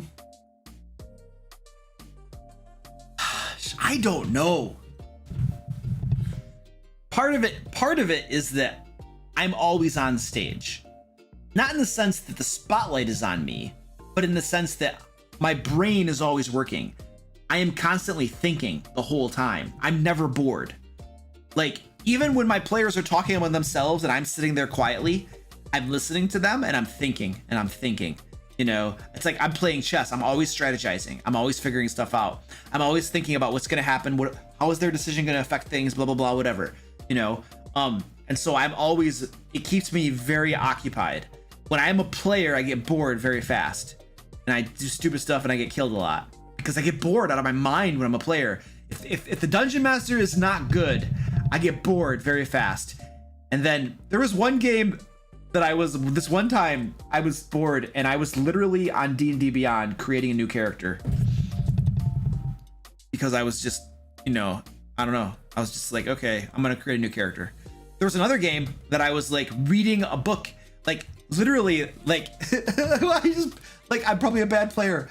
It wasn't even my turn. Like there was a city that like I didn't even go into, and 2 or 3 players went into this city, and the dungeon master spent like an hour of them role playing what they're doing in the city, and I had nothing to do. I literally pulled out a book. It was a Dungeons and Dragons book, and I was reading it. I was like, I have nothing to do. Like, I don't know what it was like. That was probably my passive aggressive way of telling the dungeon master, I'm bored. I'm reading a book because you're not including me in the game at this point. So, I don't know. I'm probably a bad player. I'm sure that makes me a bad player. Nobody's perfect. Andrew says Luke sounds like a terrible player. I probably am not a good player. Yes, I'm probably a bad player.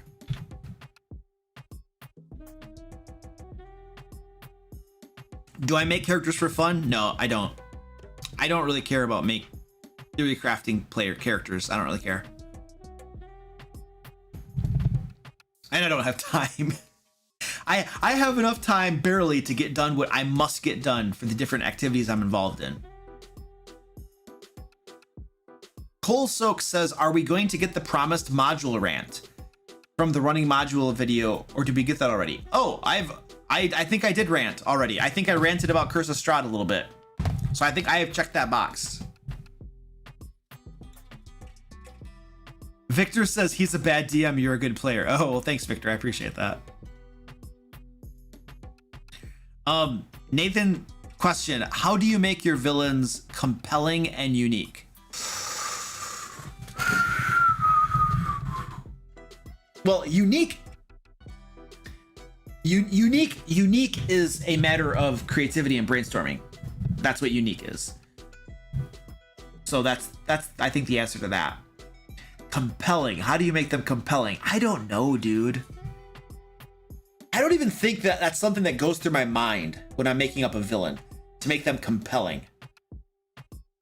I usually just pick something that I think is going to be cool and interesting, Like Lord Paxton wanted to take over the entire Sword Coast, basically, and he was willing to go to war to do it, but his ultimate goal was to be able to get rid of war and famine. He wanted to usher in an age of prosperity and peace, but humans and elves and dwarves and orcs and goblins, they always want to fight each other. And so the only way to get peace is to conquer everybody or get them to pledge themselves as your vassals. And then once I control everything, there will be peace and prosperity. And so that was Lord Paxton's thing, and that's what he was doing, And so perhaps one way to break the mold and make a villain compelling is to do something different, to do something, that hasn't just been done before. I'm not just killing to kill, although having just a viciously evil villain could be perfectly fine, and having a good motivation. Why are they doing what they're doing? For instance, I have some hags in one of my campaigns that are doing some bad stuff, and these hags have a definite motivation for why they're doing it, and that motivation is what drives their decisions, and it's what drives how I have them react to my players. Oh, compelling villains react to what the players are doing in the game world. They're not static. They don't just sit there doing like whatever the course you decided on them. The players do something in the game world, and the villain notices this and changes things. Now, to the player's point of view, they may or may not see that happening, but what they do notice is they did X thing, and then all of a sudden this other thing happened that very clearly was a result of a decision they made, and that I link that back to them, and so it's obvious to them. For instance, Lord Paxton, he did, I can't think of an example offhand really quickly, but like he did things, and the players were aware that things were happening in the game because of what they decided to do, and stuff. So I think that also will help make a villain compelling. And it not only makes the villain compelling, but that makes the entire game more compelling, when your players' choices affect the game world. Simpaticos. What the heck, Simpaticos? I'm pretty sure that's Trevor, one of my players. Trevor, we've been playing together for how many years? Like 4 years. And now he is subscribing to the channel. Oh man. that's a wound. Holy crap. So Simpaticos is one of my Sword Coast Guard players. He's one of the players that's doing Curse of Strahd now. So now I can't talk about Curse of Strahd anymore. Great. I'm subscribed to my main YouTube account. Oh, okay. This is like one of your alt accounts. Okay, that's fair, dude. Gabor says, do you give your party useless but fun magic items for flavor? Not a whole ton, but I do that from time to time, and I think that's a good thing to do, because then the overall power is not affected. But what do I want to say? They have something cool and fun they can use.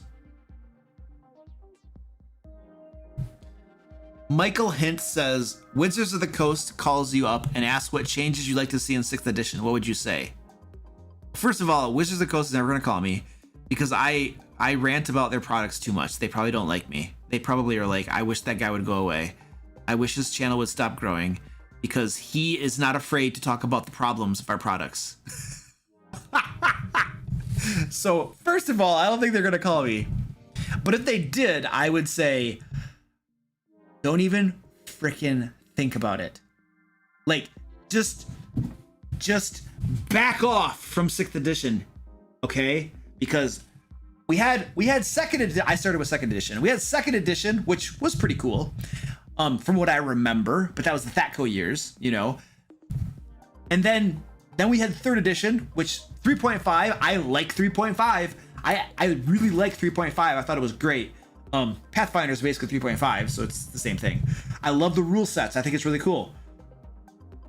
Then you gave us 4th edition, which, you know, community is split. You know, I've never played it, so I can't tell you what I think about it. But I do know that the majority of people are like, but some people love it, so who knows? And then from that debacle, overall it was considered a debacle. From that debacle, you gave us 5th edition. And overwhelmingly, most people love 5th edition.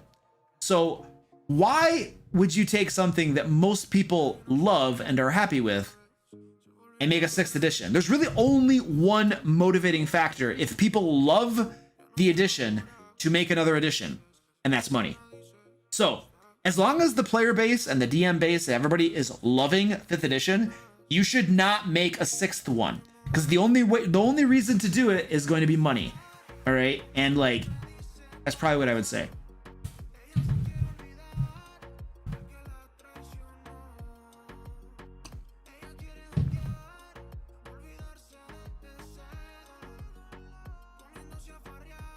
Yeah, one sale. Schmeckles, that's exactly that. Schmeckles, that is 100% the motivations, right? Once sales drop, once they're churning out modules, which I think is great, by the way, because it's like an evergreen way to keep expanding the content, you know.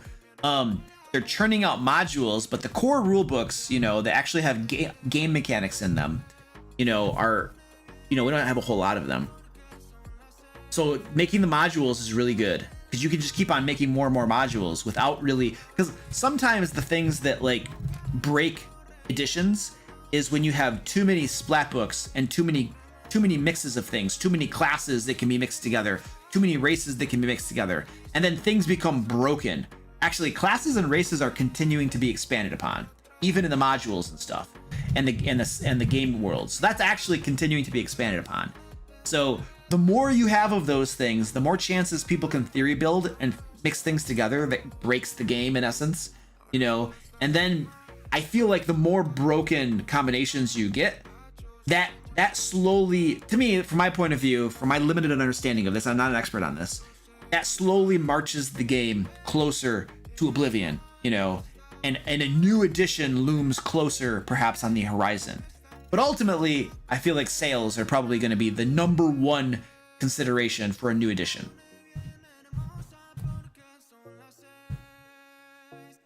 Orca, dude, see you later, buddy. It's half midnight. Cool. Thanks for hanging out with us, buddy. Mr. Ruggs says, Melchior Wiseman is a very wise man. what did he say? I don't know. Dito, I don't give out my P.O. Box address. Except for to people like companies and crap.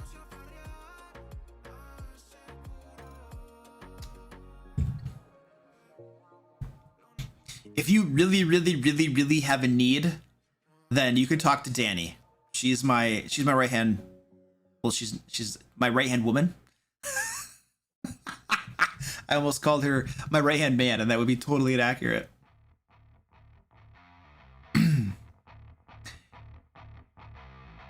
Nixit says subscriptions to D&D Beyond could propel 5 ongoing income. Well, the subscriptions are a minor source of income. It's like $7 a month for a subscription to D&D Beyond, and you buy the books up front. So you have a player base. Once all of the people that are going to buy subscriptions on D&D or books on D&D Beyond have bought them, then they're going to have bought them. Except when new stuff comes out, when something new comes out, they might buy it, you know. But the ongoing subscriptions, if they had, I have said this so many times, and D&D Beyond has probably already thought about this. They absolutely have. They're not idiots. If there were a subscription where I did not have to buy the books on D&D Beyond, but I could just give them, I don't know, $30 a month to have access to everything, I would sign up for that in a heartbeat. I would so sign up for that. But they've already priced that out. They've already determined that it's probably more lucrative to make you buy stuff up front. And so that's the model they went with. All right, let's see here. Shaz says, since we're on the topic of traps, I think this was a while ago. Do you have a trap table to roll and get ideas from? Nope, I sure don't. I just make crap up. I just use my creativity. Sometimes I'll do Google searches, you know, to help inspire me. Any thoughts on The Witcher TRPG? I know nothing about The Witcher. I've not played the games. I watched a little bit of one of the episodes on Netflix, and it did not seem super well produced, and I lost interest. And the storyline, I mean, if you have, my guess is, since I've never played the Witcher game, when I went to watch the Netflix series, I was kind of like, But if you're an actual fan of The Witcher, you probably like the Netflix series, would be my guess. So, but I was kind of like, I'm sure I can find something better than watching Netflix than this. Mustafa says, I need to drop a game I DM because of life changes. How should I go about it so I'm not screwing over 5 people? You can't. Like you're screwed, dude. like 5 people are playing your game. You're the dungeon master. If you stop, like, who's running the game? Like, there's no good solution here except for asking one of the players if they want to start DMing. And then that player starts being a dungeon master and the other people keep on playing. That's the best solution. The other solution is maybe to find another dungeon master who wants to come in, who doesn't know the group, but that might not work. Your best solution is to try to see if one of the other players wants to take over as a DM. I did this about a year ago or so for one of my groups. I had a group that was they were my Hand of Light group, my Manus Invictus group, and I just got too busy and I couldn't run D&D for them anymore. And I went to them and I was like, hey guys, like, I'm really sorry, but like my life has gotten really busy with the YouTube channel and all this kind of bullcrap, and I cannot run D&D for you anymore. And I feel really horrible because we've been playing together for like years, but I had to, like, I can't do everything. I had to figure out all the stuff I'm involved in, and something had to go.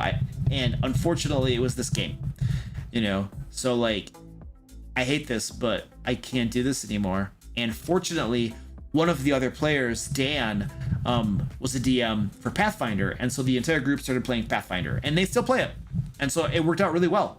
Everybody still got to play D&D or Pathfinder, same thing, you know, and I was able to free up my time to do other pursuits, you know. So That's the ideal situation, Mustafa, if you can pull that off. But at the end of the day, you know, I mean, I let 5 players down. I know that they were having fun in my game. I let them down, you know, but like I had to, you know, like I didn't have a choice. You know, it sucks. Simpaticos. Simpaticos. So like, Trevor, this was about a year ago or so, and your group, the Sword Coast Guard, was one of the groups I was considering. I was like, okay, I have Manus Invictus, and I have Sword Coast Guard. Which group am I gonna drop? And for a little bit, Trevor, for a little bit, your group was the lead, and I was like, this might be the group, you know. And then I kept on thinking about it, and then the question I asked myself when I was trying to decide between which of those two groups I was gonna drop is I was like, which group would I miss the most? Like, which group would I most miss playing in, and which players would I like? Well, no, that's not even a fair question. I think I miss the other group's players equally as much. But like, which group is more fun and more interesting? Which campaign am I enjoying more? You know what I mean? And so I was like, when I thought about it, I was like, you know what? I'm gonna miss playing with these guys. But if I had stopped playing with Sword Coast Guard, I think I would miss that even more. Like, and so that was the ultimate thing where I was just like, it was hard, right? But ultimately I was like, I just don't want to give up Sword Coast Guard. I really want to keep playing that game. I mean, I want the other one too, but if I have to choose, then I guess I'm gonna keep Sword Coast Guard. So that was a hard choice though. That was a really hard choice. I was thinking about that for a couple months before I could make a decision on that.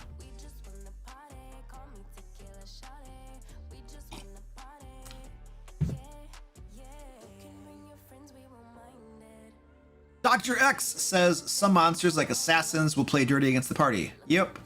How can I RP them properly without intentionally killing them?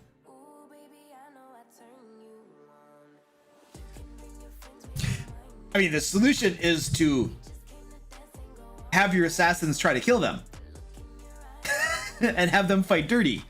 Like, you don't have to rescue your players. Your players need to rescue themselves. Like, that's one way to go about it. You know, the other way is to have them throw dirty tricks and crap, but then, you know, if things get really bad, you back off a little bit and you lower the difficulty, you know?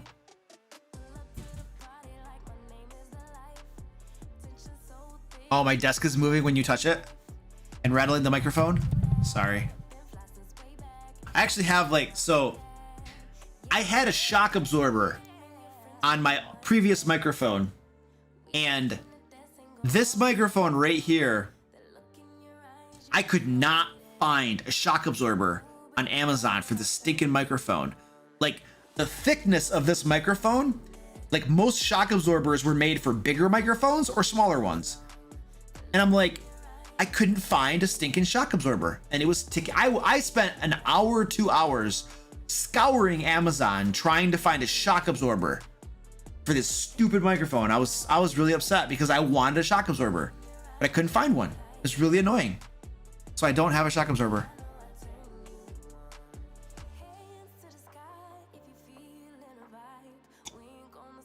What are you guys saying? You guys are saying Luke 9? Luke! People are yelling at me. I don't even know why. A piece of fabric at the base would do the trick. Oh, on the base? Oh, I see what you're saying. Okay, that might work. Oh, this is the song we talked about? Okay, hold on. Okay, thank you, Danny. So this song right here. All right, I'm going to take this out of my playlist. I'm going to do it right now. Before I forget. Remove from list. Okay, then I'm gonna go find it. I'm gonna go find it in my folder too. Somehow there was like an inappropriate song that got into my playlist, and that's not cool. So I want to make sure I get rid of that. Epidemic downloads, live stream. I'm gonna find it really quick here. Oh, where was that stupid thing?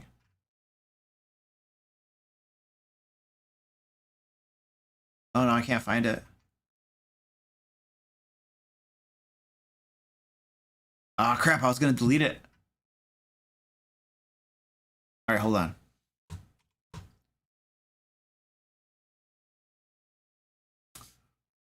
Oh, I can't find it in here. It was like Shate or something like that. Yeah, now I'm not finding it. Oh, that sucks. Well, it's out of my playlist, but I didn't delete it off my hard drive. So my fear is that it might get added back in someday. So if you hear it again, Danny, just yell at me.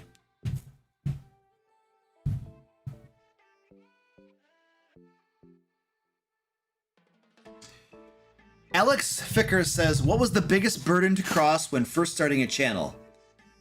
So a YouTube channel? Financial, time, nerves, etc. Did you have second thoughts before you ended up pulling the trigger? The time wasn't an issue. The nerves, I didn't care. I don't get nervous. I'm not nervous on camera or anything. It doesn't bother me. Financial stuff. I mean, I did have to get a camera and some basic lighting, which my lighting was horrible at the very beginning. It was just recently, about 6 months ago or so, roughly, that I figured out lighting a lot better. So the camera was kind of expensive. The camera was about $700 to get a decent camera to do what I wanted to do, and then the microphone was about $200. So it was probably about $1,000 to start up the channel. That was a stretch, but it wasn't totally game breaking, and my wife helped me a little bit.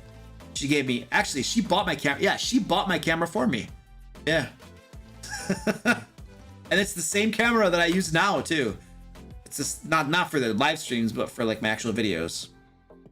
So what was my biggest burden to cross? I think my biggest burden to cross, like, starting it wasn't hard, but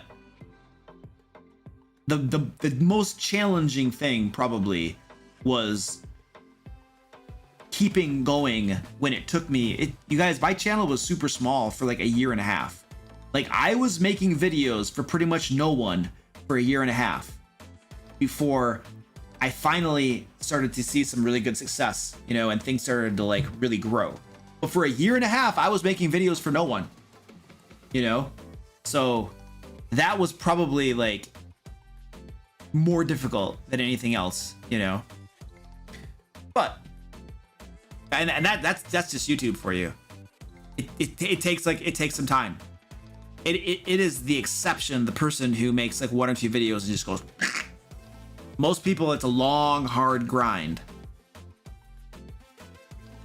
Yeah, Cody, I made them just for you and John. I know, dude. Like, yeah, totally.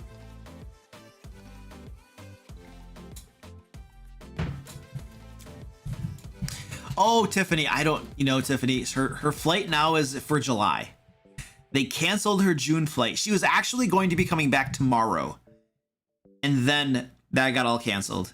Yeah, my wife is stuck in Central America right now. She's down there visiting family when this whole epidemic happened, and all of her plane flights keep getting canceled. She's been stuck in Central America since February, January, February, March. February or March. Since February or March, she has been stuck in Central America and can't come home. So she's supposed to, now in July is when she's going to be coming home. So it's not cool. And my wife is really, really, really starting to feel bad about, just this, it's not cool. It's not cool. Let's not talk about that. No, Central America. My wife is not from Mexico. Not that there's anything wrong with that.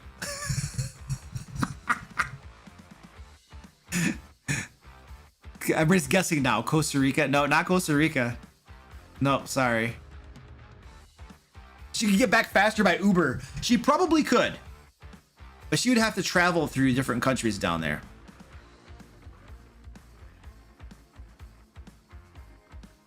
And it's not safe. It's not safe traveling through some of those countries.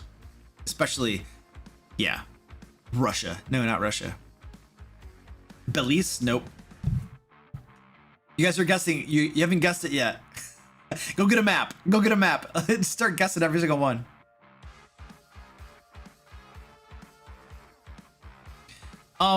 Michael Hint says, what makes a $700 camera so much more valuable than a $100 to $200 camera?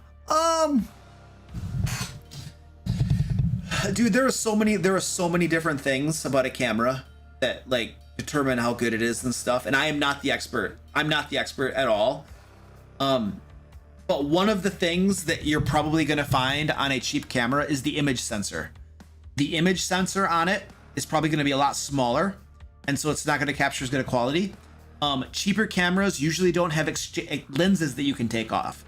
Like, actually, the body of the camera is usually like not the most important thing. The lens or the glass that you put on it a lot of times makes a much bigger difference than the body itself. So like, I'm just using like the stock lens that came with my camera, but if I got a better lens to put on it, my image quality would probably go way up. But cheaper cameras usually don't have replaceable lenses, so you have the lens that it comes with. That's it. You know, the image sensor is probably smaller. So yeah, you're just gonna have some limitations there.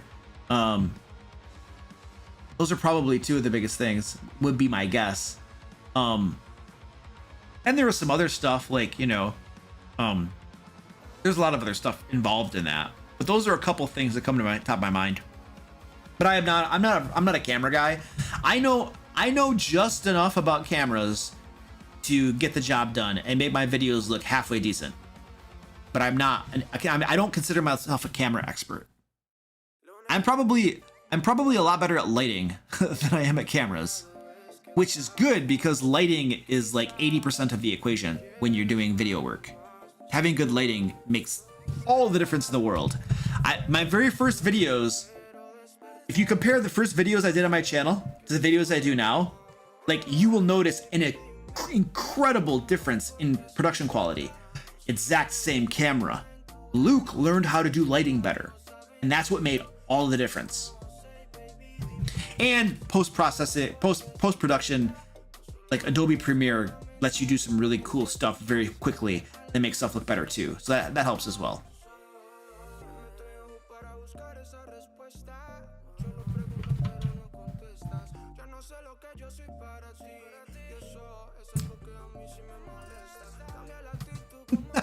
Nicaragua, Barovia. Yes, my wife is trapped in Barovia. Guatemala, Panama, Peru, El Salvador. Wow. Brazil, Honduras, Colombia, Transylvania. It's Barovia, you guys. She's trapped in Barovia.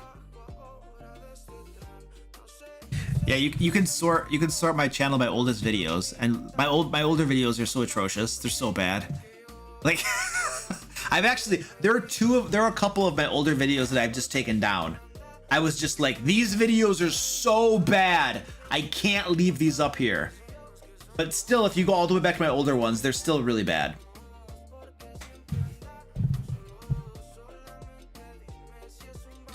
Neon Joe says, how would you run a campaign where your PCs are part of a guild and go around doing one-shot related stuff, but all of it leads to a big bad or a storyline? That's Acquisitions Incorporated. So, like, this is one of my favorite books.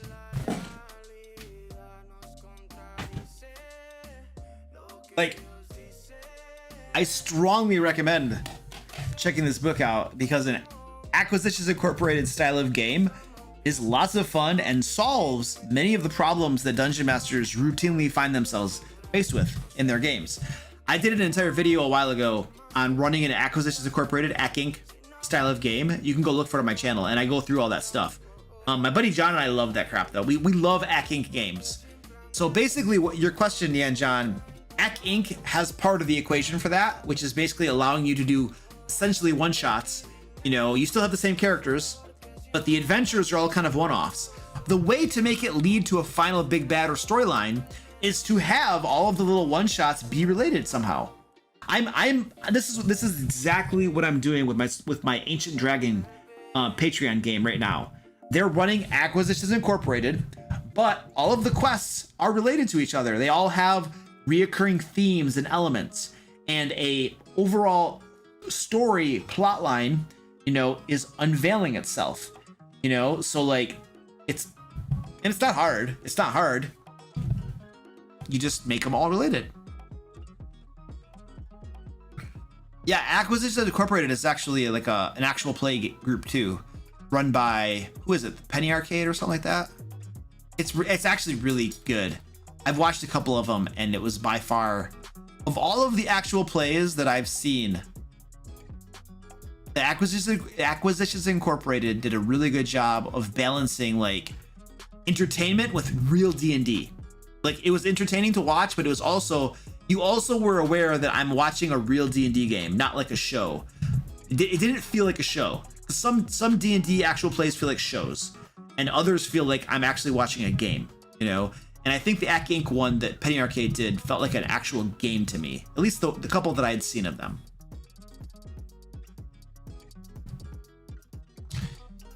Yakumo says, do you tell your players when the enemies succeed a saving throw for a spell like Charm Person? They would know immediately because the enemy wouldn't be affected by it, and they would just continue going on and doing the things they were doing before. So the players, I would tell them via role-playing, basically. I don't think I would have to. Wow. This is amazing. Oh, you can't really see it. Hold on.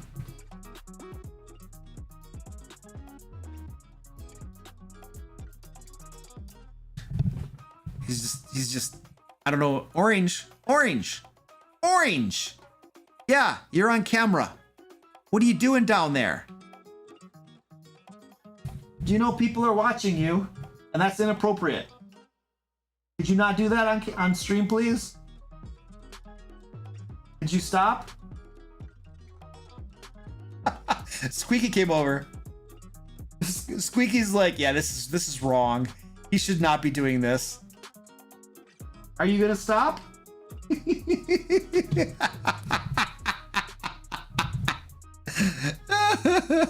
Cat shaming. I'm not cat shaming. He was licking himself. Hey Deadpool, thank you sir for the $10 super chat. I appreciate that. Says, hope you're doing well. Love your videos. The Afridi you painted for me is amazing. Oh, you're very welcome, dude. That Afridi turned out really well. I was very, very pleased with how that turned out. So I'm glad you liked that, dude.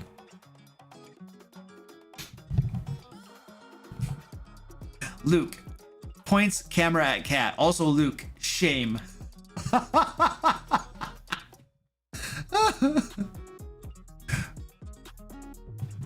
Danny says, stop exposing your cats and let them live their lives. Hey, I'm like half D&D streamer and half cat streamer, and Squeaky wants to jump up here. Squeaky.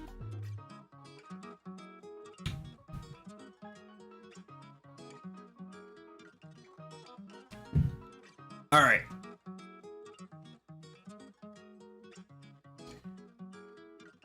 It's almost 8 o'clock, so it's almost time to go on to creating our curses.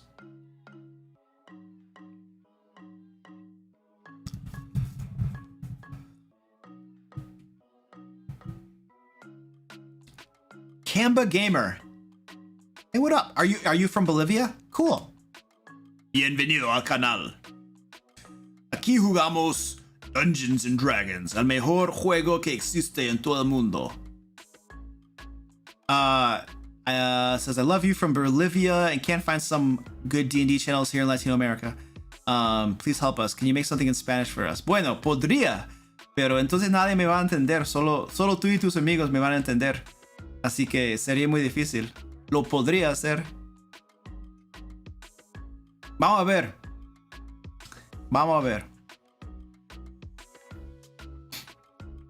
That would be fun. That would be fun to make a D&D like channel in Spanish. I don't think I wouldn't know all the terms and like the terminology and stuff. So it'd be kind of hard.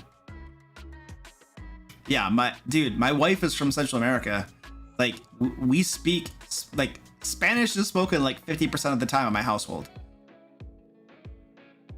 Danny's like, friendly reminder that spammers die.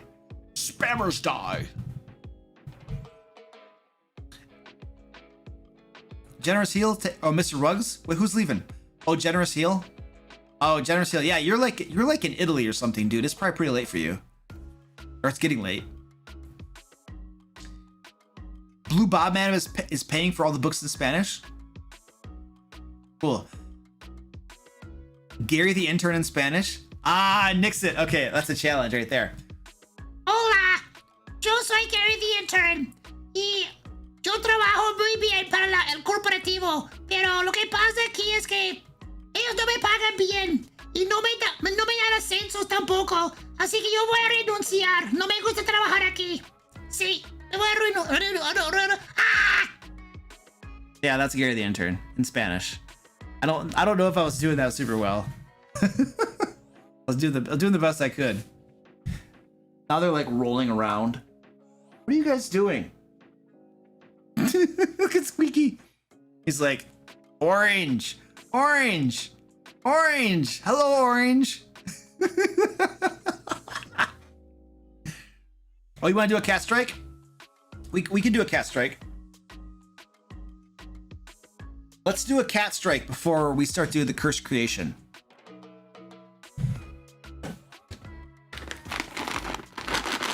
See, they know what a cat strike is. This right here is a cat strike. What does it say? This is called catnip fever. Catnip fever. Chicken, catnip, and cheddar flavors. Let's do a catnip.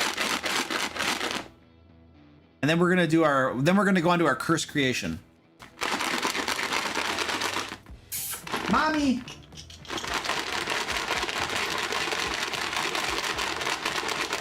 Look at this. Look at this. I'm getting all of them.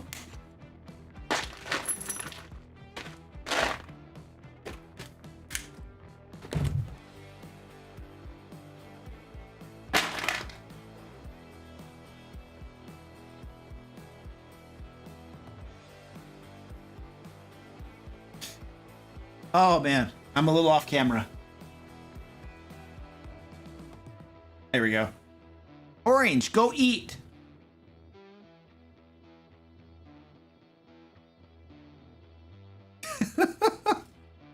Luke points camera at cats. Cats do nothing. Also Luke, come on, do something shameful.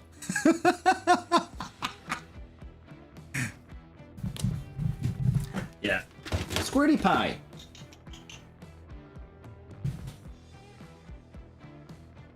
Orange is not eating anything. What is he doing?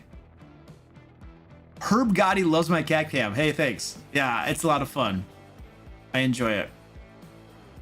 Yeah, your cat loves that crap, Ed? That's cool, dude.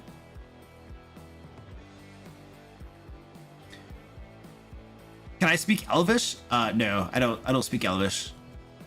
No Elvish here.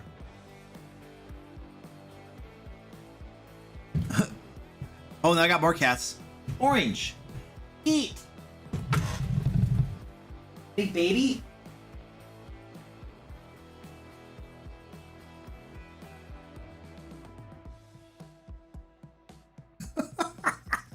What's he doing? It totally sounds like stoner flavors. Who is the shy kitty? Oh, that's Mommy. That one over there is Mommy. She's the shy one. I mean, that's literally her name. Her name's Mommy. Oh yeah, that's Kamba. I often do that. I will often speak when something is speaking in a different language that players don't understand. I'll often speak in Spanish, and then they'll be like, wait a second. Oh, we got a cat in the box. Cat in the box. That's right. Danny is swinging that wrench. I like to see that.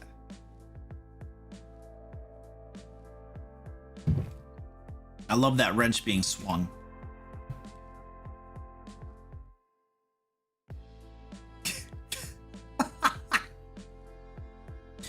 All right, ladies and gentlemen. I'm gonna go take a bio. I think I'm gonna take my contacts out too. And then when we come back, we are going to create some magic item curses together. So this will be the second half of our stream where we create cursed items. We're not creating cursed magic items. We're just going to create some curses that we can put on magic items. Is what we'll be doing. So that is the plan for the second half of the stream. So for right now, I'm gonna throw up Larry, and Larry is gonna be with you. And I'll be back in a little bit. So yeah, that's that. Where's my intermission screen? There we go. All right, I'll be back in a few.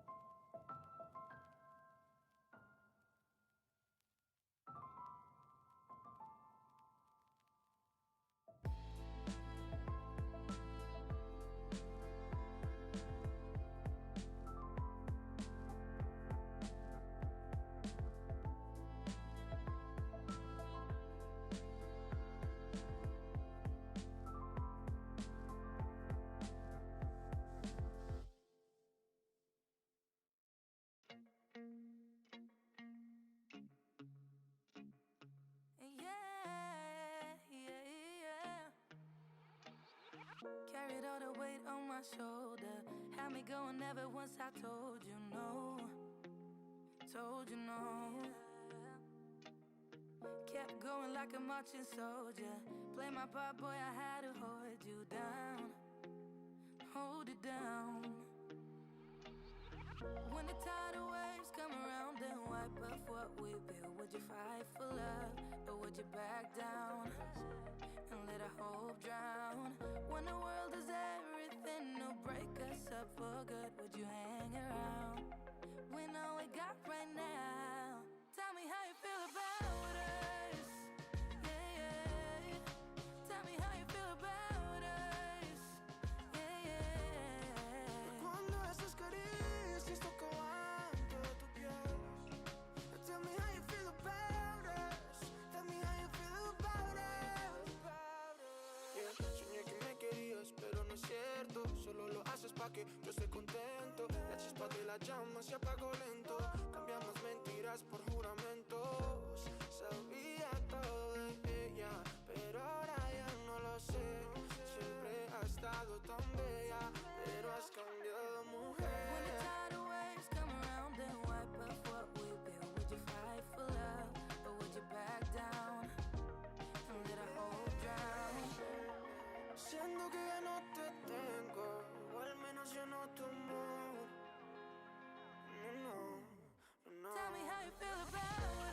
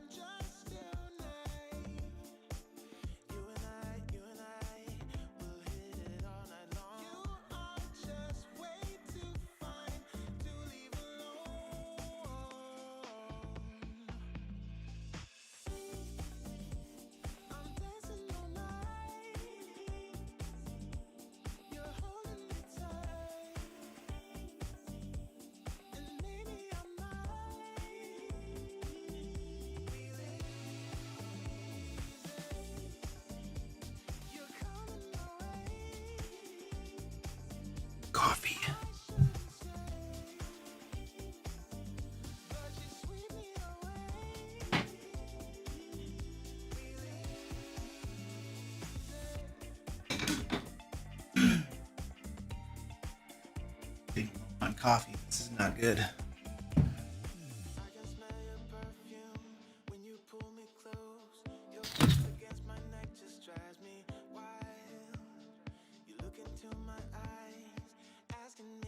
Yeah, I had to take my contacts out. My eyes were getting dry.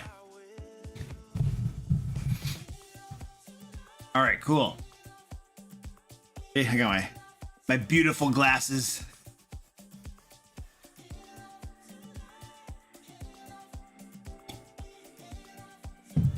All right, let's do this. We are creating curses for magic items tonight. I'm gonna pull up my thing here. So the first thing we need to go over is, where is this thing? Rules, super chats and cheers. Super chats because we're on YouTube. Do not get your idea picked. Good ideas, not financially backed ideas, should bubble to the top. So please don't super chat ideas trying to get them into what we create here. If you want to super chat to support the channel or something, that's cool, but like not to get your idea on here, please. So yeah. And everything that we create is going to be available on my site, thedmlair.com, after the stream, usually tomorrow morning is when I post it. So everything we create is going to be available for everybody to use for free. You don't have to pay for it. It's just free. So that's part of what we do on these streams, is we create resources for other dungeon masters to use. So that's one of the big reasons I do this, because we're helping other people out. And before we get into that though, I am doing a giveaway tonight, and some of you are probably have not signed up for it yet. So let's get that going. So this is our giveaway, some of these awesome tactical tokens. So if you want to get in on the giveaway, and actually I probably need to plug the giveaway a few more times during a stream than at the beginning and halfway through, just because people come on and come go, and I want people to be able to sign up for these things. But anyway, maybe Danny you can yell at me to remind me to do that. Anyway, the giveaway is for these awesome tactical tokens. They're little tiny miniature, they're like alternatives for miniatures, basically. Super high quality, super portable and crap, and they're pretty cheap too if you want to just buy them. But anyway, tonight you can get some of these for free. There's a link down below, and the password is yip yip. Password is yip yip. So sign up for these bad boys, and if you win, you get some. And that's how a giveaway works. And we're gonna draw the winner for the giveaway at the end of the stream tonight. So only people on the stream can sign up for it.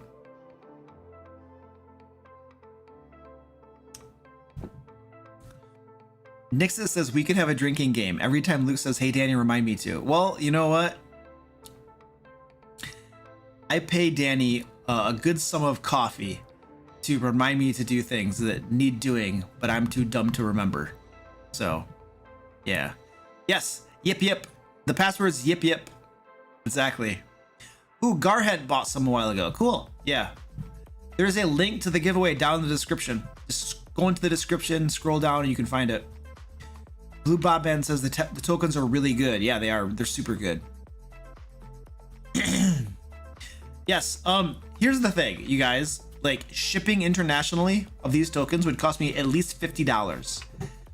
It might cost up to $100 or more, depending on where you live. So yes, unfortunately, I am not able to spend $50 to $100 to $200 for international shipping.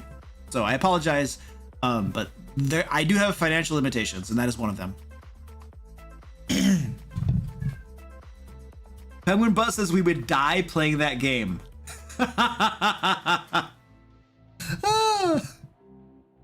Yes!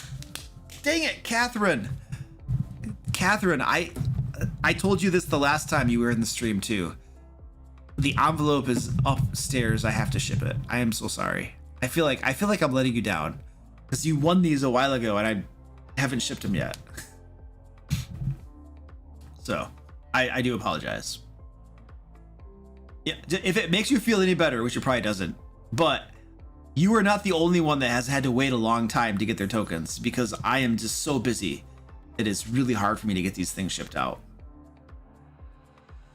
Like, at one point I had 3 people who had won, and I hadn't shipped the stuff out.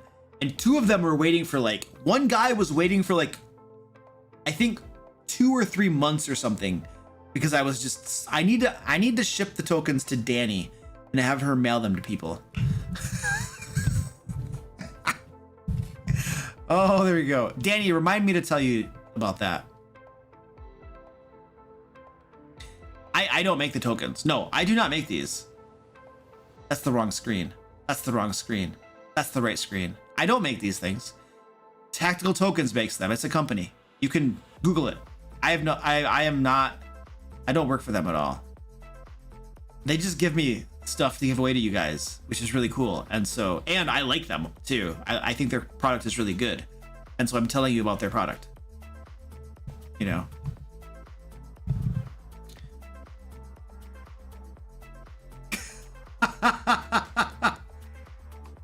Yeah, Melchior, I don't know. I might be able to figure out a way to do that. Actually, I probably could. I could probably have, I think I might be able to. I think I have a bookcase over here, so I could probably take the mic stand and hook it up to the bookcase up there, and then the microphone would come down where it is right now, but it would be completely unattached to my desk. So yes, I could totally do that, Melchior. Okay, Danny, can you remind me to move my mic stand over to the bookcase so that people's eardrums don't get blown out? Could you do that for me? Thank you. Show the bookcase? Well, I could try. This camera comes in so handy. This is the bookcase right there. It's a bookcase that I have over here. And so I just got to put the mic stand on that bookcase, and then it won't be touching my desk. And then when I bang the desk, nobody hears the banging sound. So I think that would fix it. Danny, this is what I pay you for. I even gave you an official title today. So you even have an official corporate title to go along with your role. So like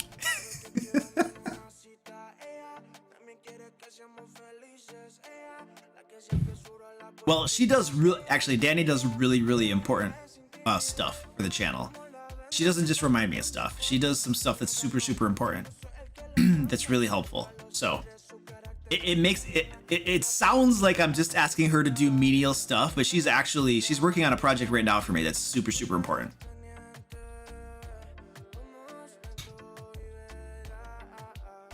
The coffee hasn't been received. I showed you the shipping information. It is on its way. Well, Fred, the fix to the new mic is like 2 seconds. I just move it over somewhere else and it's fixed. I'm not gonna go back to the old one. The new mic is hands down a much better quality microphone. I just gotta move the stand over to the bookcase, but that's an easy fix.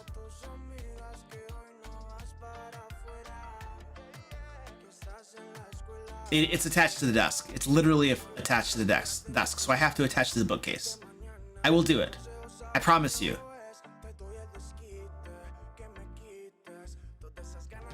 Brickhouse is painting. Awesome. We're doing the curse items. Let's do this. Let's do our curse items. So let's start doing this. We've been shooting the crap for long enough. Let's actually do some work around here. So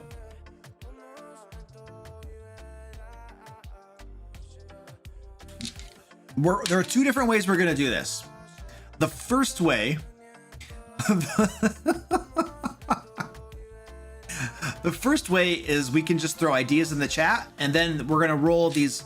I have these Rory story cubes also that we're gonna be rolling. We are going to alternate between the 2 of them.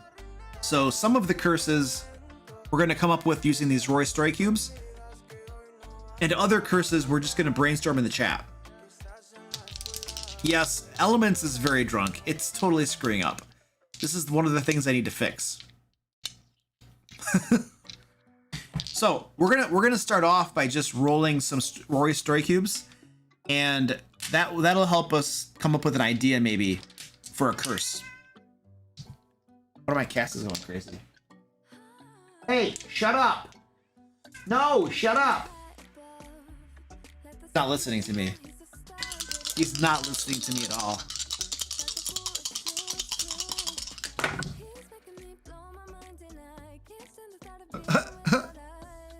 All right, does this help at all? We have Little Red Riding Hood.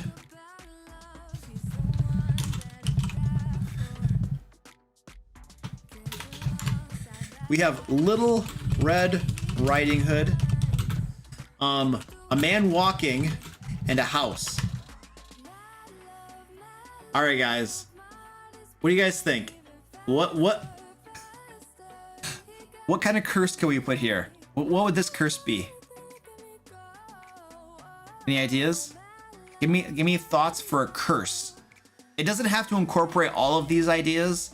It could just be related to them. The idea of rolling these cubes is to give us like a starting point. To kind of give us inspiration and stuff.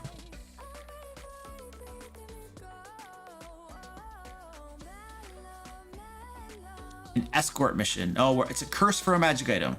We're brainstorming curses for magic items. It gives the wearer severe homesickness. Oh, that's actually cool. Gives the wearer extreme homesickness. All right. What about a I like it. Let's roll with it. Mechanical. Gives the wearer extreme homesickness. What's the mechanical thing for that? How can that mechanically? Because part of it is we want to have there be a mechanical part to the curse. Not always, but usually we're gonna want to have a mechanical benefit. So what do we got? It's an escort mission. That's the cursed mission. But we're doing magic items though.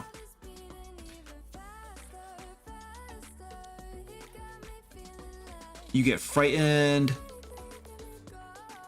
The wearer can remove fast. What would them? It gives a -2 to wisdom. That's a really big hit. The rests take longer. If you have extreme homesickness. Oh, that's interesting. You lose sanity or gain exhaustion. You get disadvantage at wisdom saves because you can't focus. Long rests only count as short. Ooh, that's a bad curse. That's a really bad curse though. Here's the weird extreme homesickness. What if we say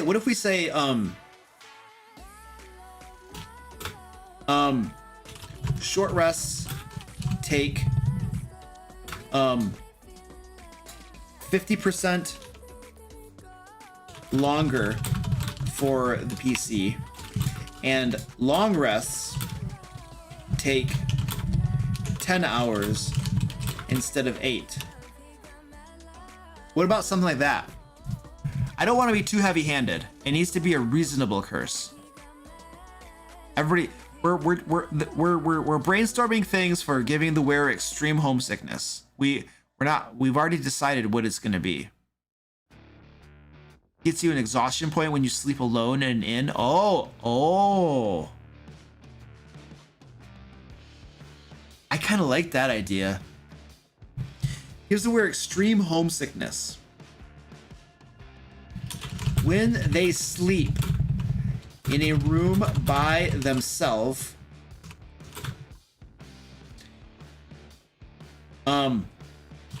they gain a point of exhaustion, a level of exhaustion due to loneliness.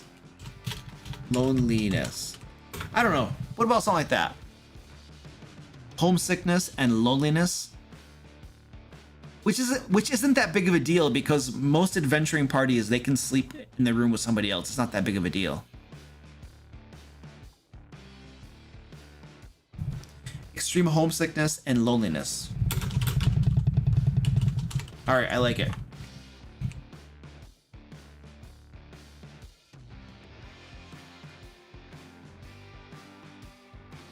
Okay, do we even need this short rest to take longer? I don't even think we should have that. Eating a grandmother suppresses the curse for 1 day. Yeah, Trevor. No.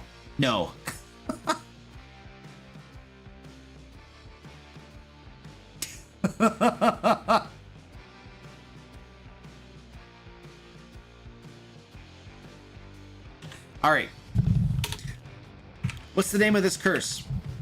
Let's name this curse.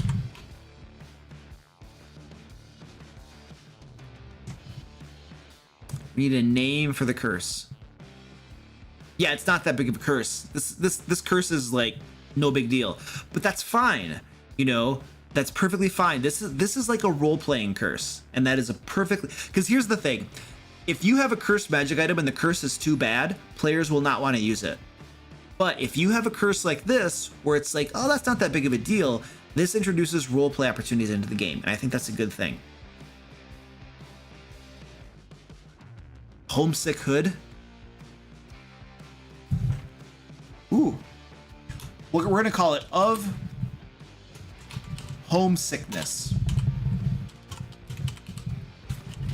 And then, so like, example. Cloak. We could say like cloak of displacement, which will never be in my games again, Trevor. Cloak of displacement of homesickness. I don't know, something like that. It doesn't sound super great, but people will figure it out. Okay, let's do another one. Let's just keep moving. Let's keep it moving. All right, this time we're not gonna roll dice. Just throw me ideas in the chat for a different curse. La pesadilla de la soledad. Yep. Yeah, that's good. Oh, everyone sounds like ducks. Ooh. Oh, I like that. I like that. Okay, curse. Okay. When a charge is expended from this magic item, everyone in a 20 feet radius must make a DC 15 let's just say wisdom saving throw. On a failure,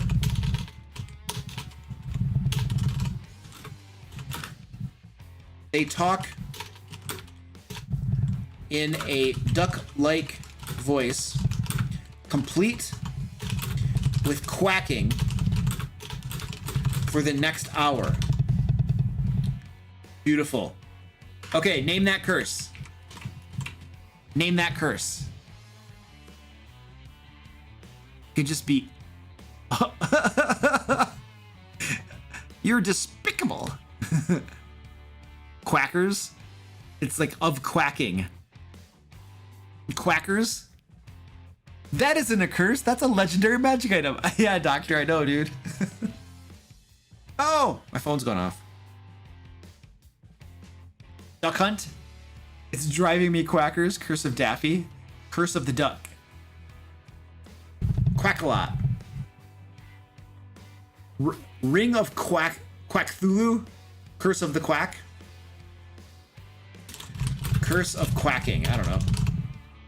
Curse of Quacking.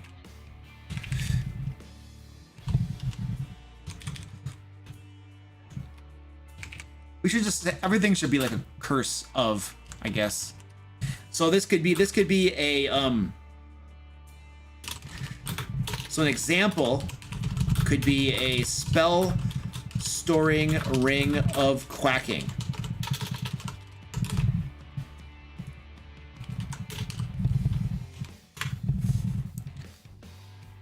Yeah, it is ridiculous. It is totally ridiculous.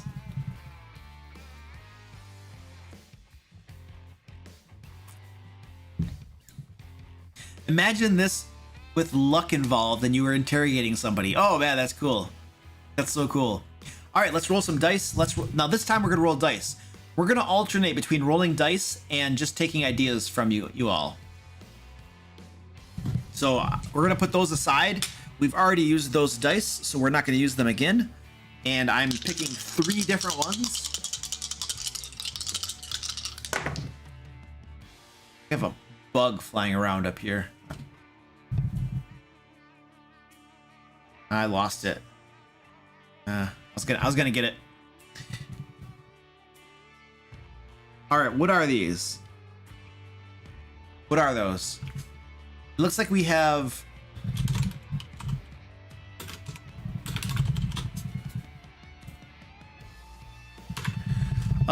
mountain. If we have a landscape, we have like a landscape with mountains and stuff. And we have, what is that, an angry face? It's angry or suspicious. And then we have some sort of like gremlin or a goblin.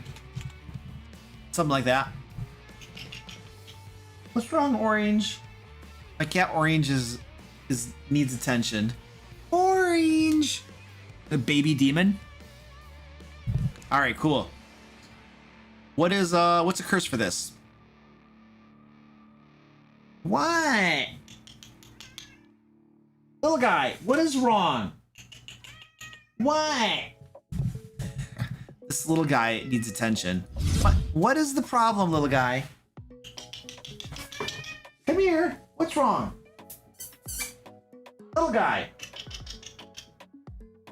He's just wandering around crying. You shut up? Jeez. He's a loud mouth. He's like a loud whiner butt. He's a whine butt. He does this all the time. That's my daughter and I just call him a whine butt. All right, what were we doing? I got lost. I got distracted. Okay, here we go. Okay, you guys are brainstorming ideas. A bag of holding spews. Okay, we're not specifying the type of magic item. All of these curses they need to be able to be applied to any magic item.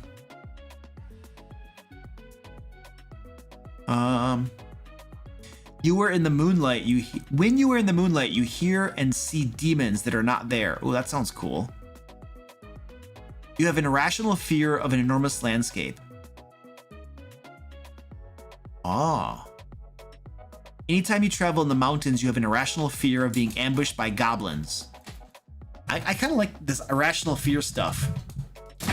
You are suspicious of any fantasy creatures. Okay, I like this irrational fear thing. Okay. You have an irrational fear of being ambushed by gremlins. Let's just call them gremlins. Gremlins. Whenever you are outdoors, that does look like a moon. Oh yeah. When you are outdoors in the moonlight. Okay, what's the mechanical effect? How does this affect you mechanically? There's got to be some sort of mechanical effect.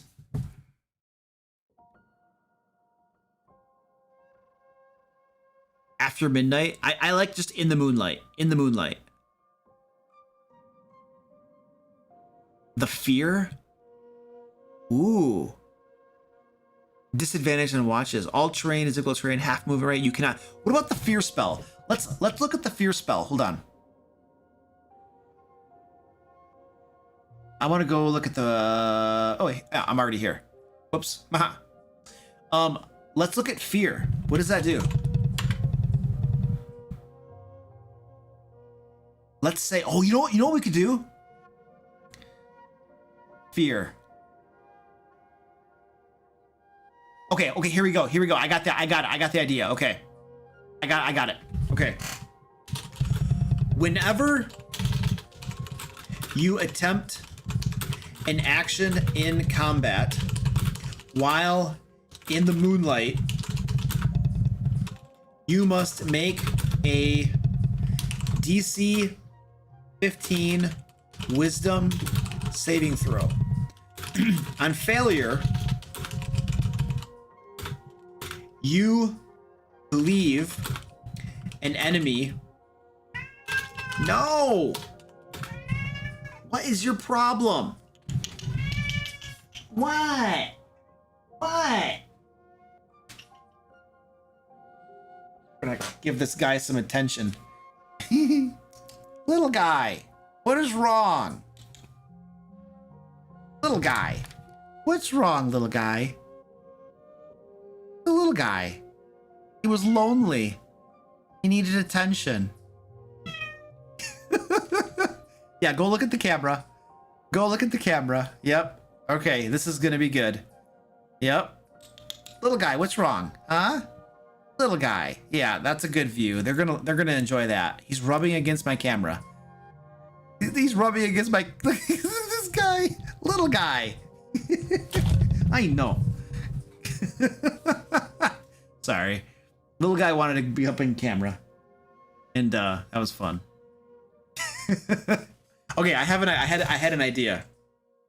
On failure, you believe an enemy is actually a gremlin, and you are affected per the fear spell. For how long would that affect you for?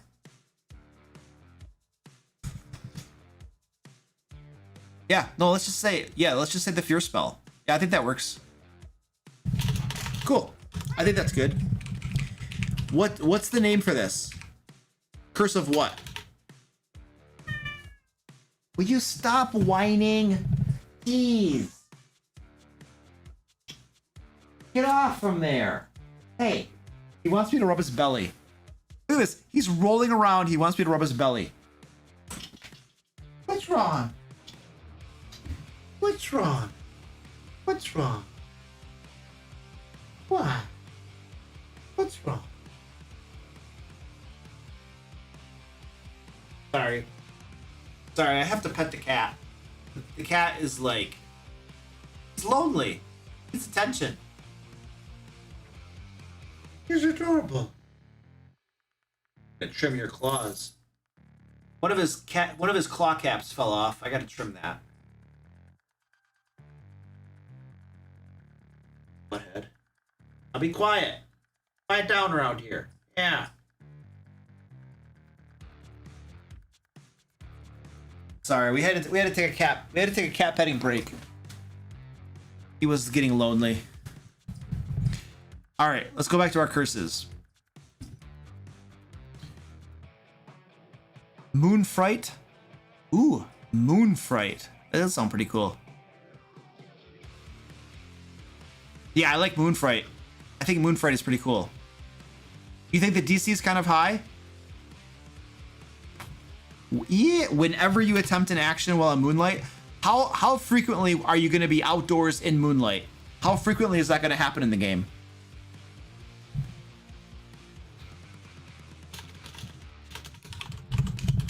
Moon Fright. You guys think it's high? Okay, cool. What do you think it should be? 13? 13's a good number. Often? Okay, cool. That's cool. How's 13? Does that sound more reasonable?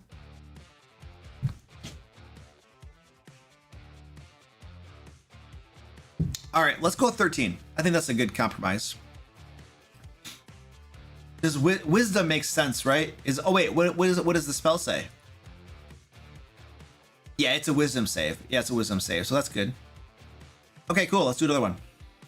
All right, give me some ideas for the next magic item. Just throw ideas in the chat.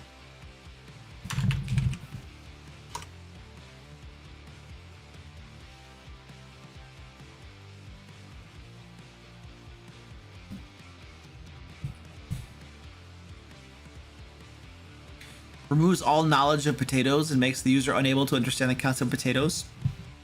What, so they couldn't have French fries? They would be unable to understand French fries? Hey Dirt, you are removing one of the most delicious foods in the world from the game. I don't think I can allow that. That's just a horrible curse. Oh, fire, I like that idea. This weapon makes a thunderous boom. Okay, hold on a second. I like that idea. We're gonna have to tweak it a little bit though, Fire, because we want it to be able to be applied. Well, no, it could be a weapon. Yeah. This weapon makes a thunderous boom, able to be heard from a distance as far as 1 mile, whenever it's used to strike an enemy. What's the name of it? I think that's pretty good, just as is. What's the name of it going to be?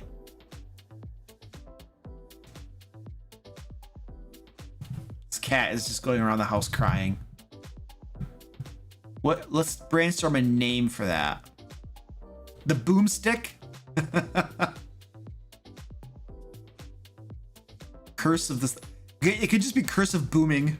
Curse of thunder, thunderclap, thunderblade. It sounds like thunderwave. Yeah, it does. Thunderstrike. Thunderstruck. Thunderstruck. Danny, what up, dude? How you doing, man? You're not my father.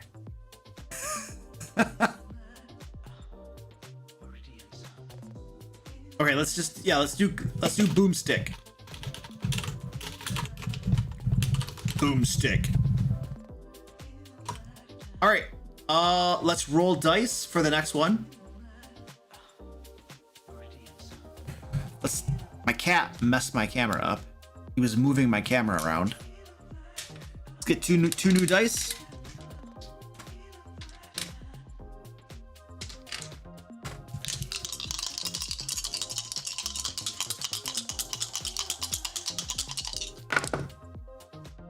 Here we go. I don't even know what this is. What is that? Oh. All right.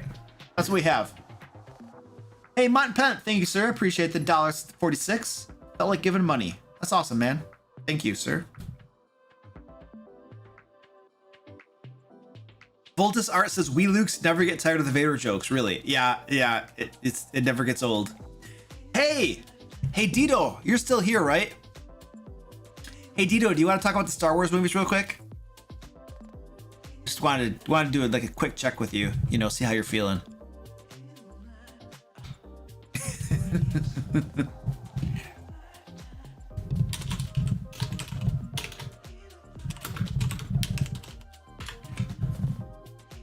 Oh, I should probably show you my my desktop here. Okay, so we have an eye. Somebody peeking around a corner. Yeah, peeking around a corner, and an ogre with a club. Cool. What's this curse gonna be? Ah, curse where someone always feels like they're being watched. I like that. It looks like everybody's watching you. Oh yeah, people are always watching. Yeah, that totally makes sense. Okay.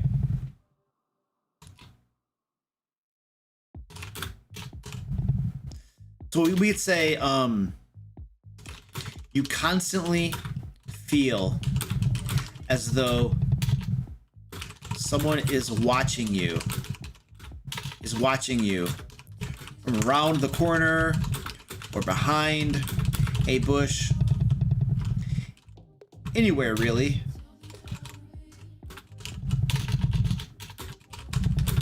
However, when you turn to see who it is, there is never anybody. No one is ever there. No one, yeah, that's not a word. No one is ever there. Okay, so what is the mechanical downfall of that?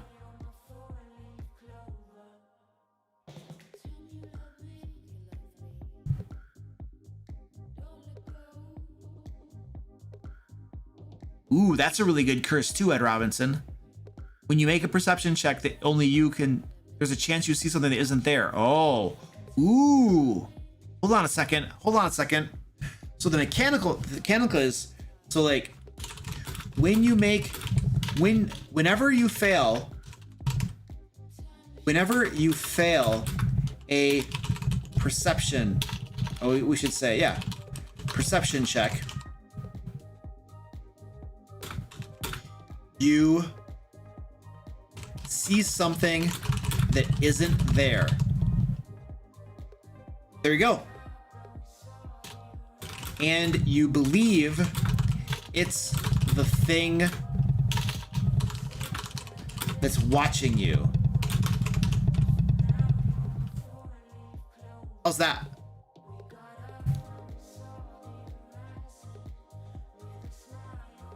Hey, Hall of Thanes. Welcome, dude. Good to see you, buddy. It's no big deal, man.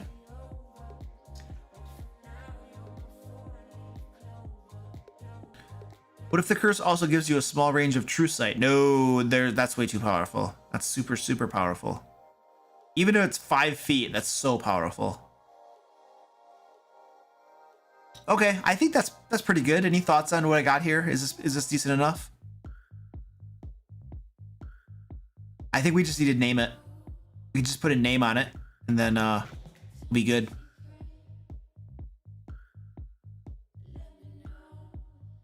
You have disadvantage on charisma, advantage on stealth. That's an advantage, not a curse. Really? When you fail a perception check, you see something that isn't there? Really? You're hallucinating, dude. I don't think that's an advantage. Curse of the Beholder, Curse of Strahd, Curse of Peeping Tom.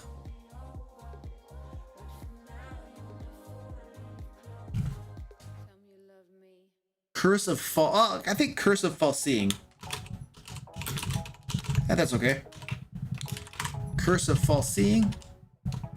All right. All right. Drop some ideas in the chat for our next curse, and we'll move on. Oh, what somebody else said was an advantage. Oh, okay, I got you. Melchior. Oh, cool. Victor Hugo says I would hate to get this curse.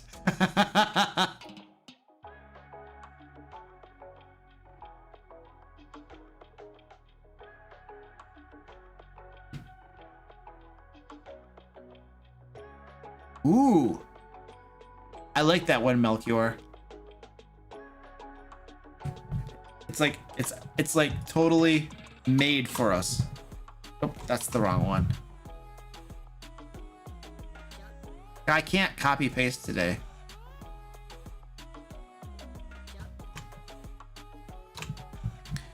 All right, so the curse is leprechaun theft. A value, an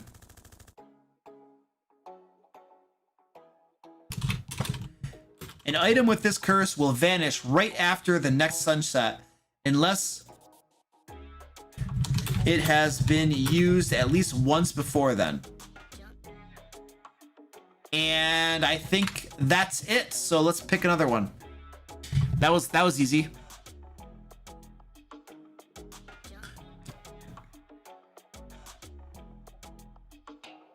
Oh, Ryan, that's cool. Your rations taste bitter and water tastes like sand. Okay, let's do this. Let's do this.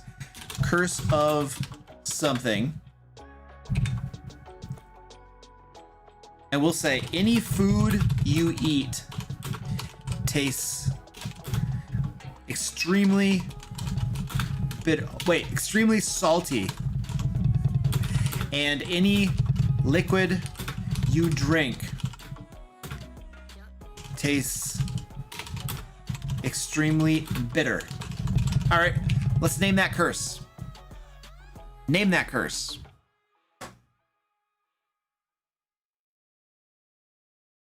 What is the name of that curse? It's salty and then salt and sweet. Ooh, salty sweet. What if it's sweet? Any drink tastes extremely sweet. What if we call it Curse of Sweet and Salty? How about that? The Curse of Sweet and Salty. Rotten mouth. Tainted tongue.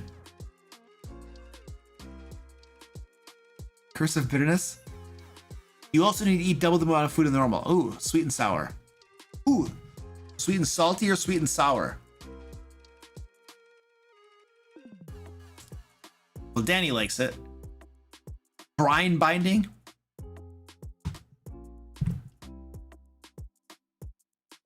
Sickeningly sweet, overly salty. Oh yeah. Thank you. That's better.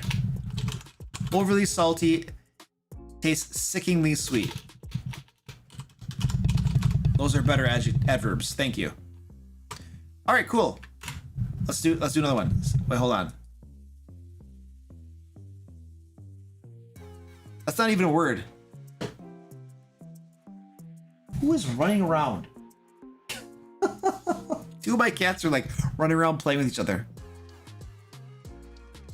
Hey Charles, what's going on, dude? How you doing? General Tso's curse? How is that a curse?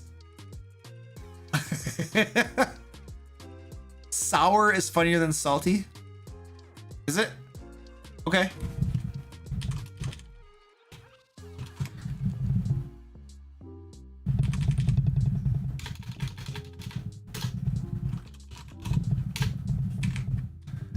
Sweet and sour.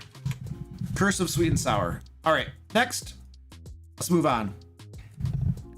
Sickingly. Okay. Yeah, I couldn't figure out the spelling on that. I was gonna give up. Thank you, Melchior. Sick-in-ingly. There we go. Now we figured it out. See, that's my solution when I spell something wrong. If I can't figure it out, I just change the word to something I know how to spell.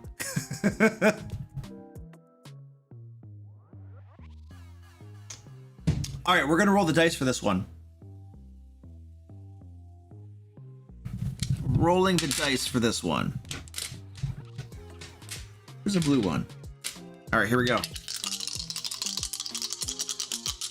We're rolling the dice. Stop copy pasting your ideas from before. We're rolling the dice for this one. All right. We have a fountain, a mace, and a person reading. That's what it looks like to me. Hey, Charles, you are very welcome, sir, and thank you for the $5 super chat. I appreciate that.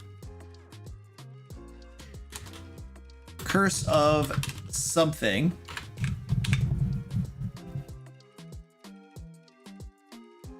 Curse of the wet books. Hall of Thanes prefers the dice rolling. Yeah, you know what? Two of my cats are just going crazy, chasing each other. The reason I do the dice rolling is that it forces us to think and be creative around the dice. Because if we don't do the dice rolling, really their ideas, everybody just keeps copy pasting their previous idea from before, which is not bad because they had a good idea, they want to get it in there. But yeah, that's why I'm alternating. I'm trying to do some of the dice rolling too, because it forces us to be creative around the dice, I should say. Okay, we have a fountain. Oh, I gotta show you my spreadsheet or my sheet. We have a fountain, a mace, and a person reading.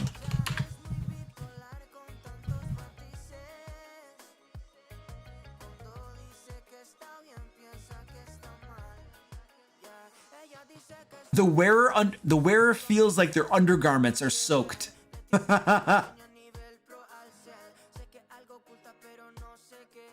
The curse of the wet noodle. Weapons and spellbooks become uselessly rubbery. Ooh. That is like one of the worst curses you could ever get. You get a splitting headache when you read and need to run to the bathroom. Oh, that's cool.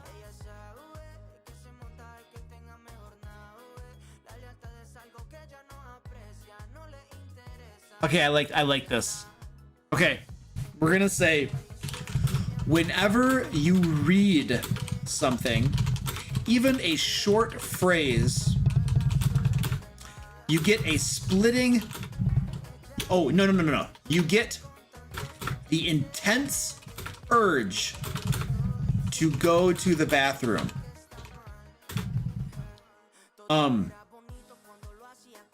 On a failed DC, what kind of save would it be?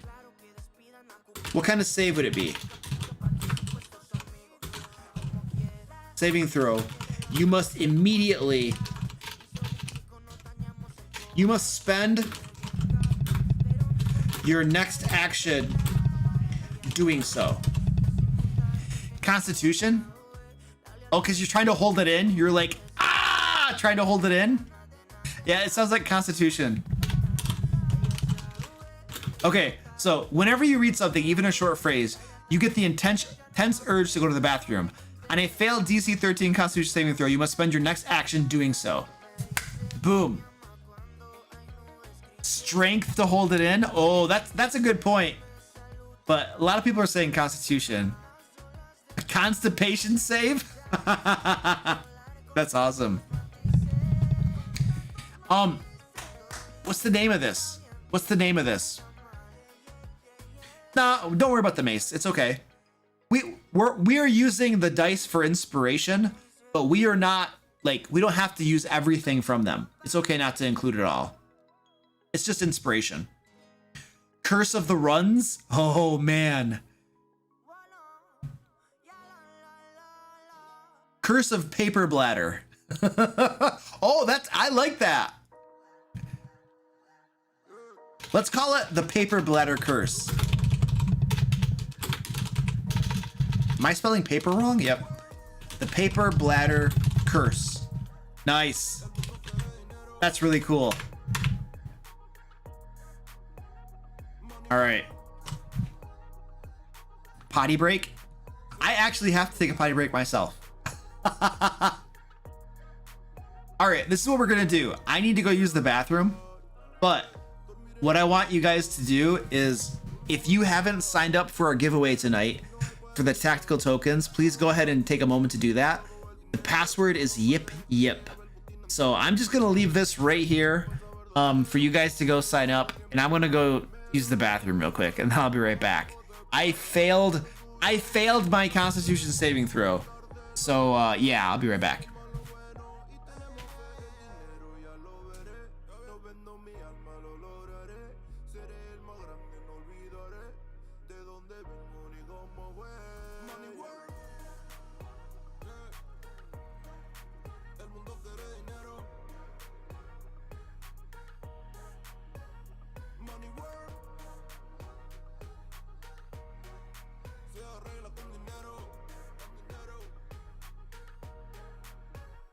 Money work, yo digo las cosas como son. No quiero ninguna aceptación. Tampoco vengo a pedir perdón, porque mis sentimientos se volvieron la canción. Yeah, no me vale mucho como tú me ves. Sabes, tú me llegas solo a los pies.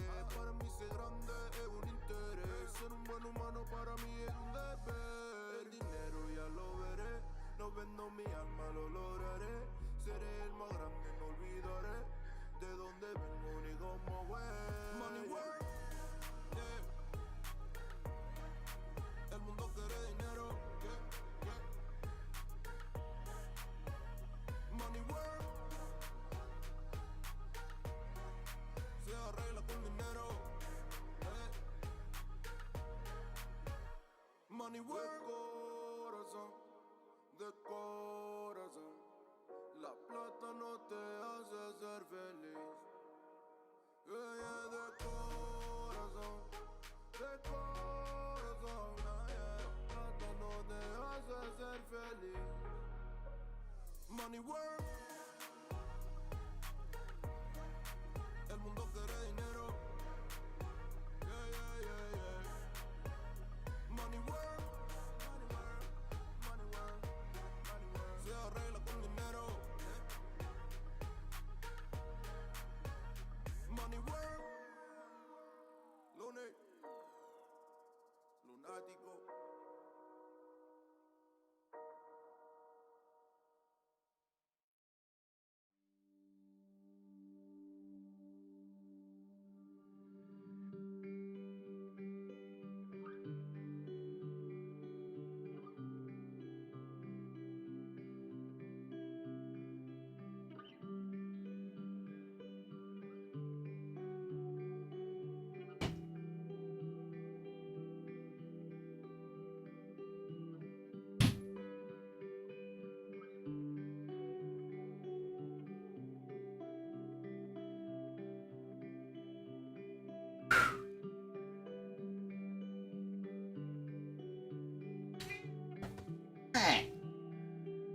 Cat is grouching at me.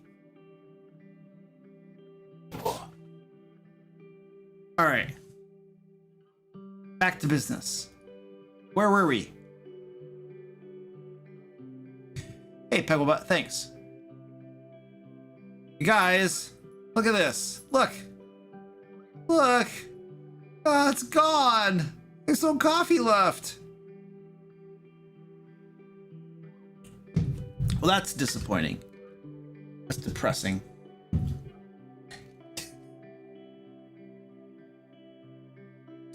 We're drinking water now. That does not bode well for the stream. It's a sad cup. I know, it's just a plastic cup. You know, there's nothing special about it. No more mug. My fancy mug is out of coffee. Okay, what are we doing? We were gonna do another curse, so I'm out of fuel. I know. All right, give me a. Let's just throw some ideas in the chat for a curse. Throw some ideas in the chat for a curse. The curse of straw.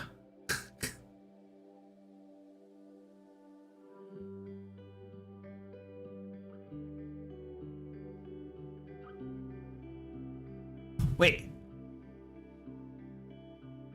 Ooh.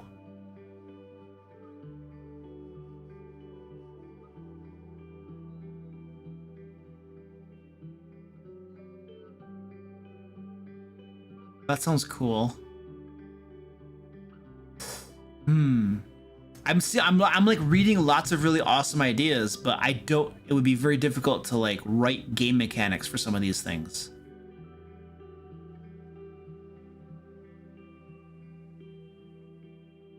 Kaida says Luke make some more. I mean, I could make more coffee, but I've already had enough coffee for tonight. Like I don't want to drink anymore.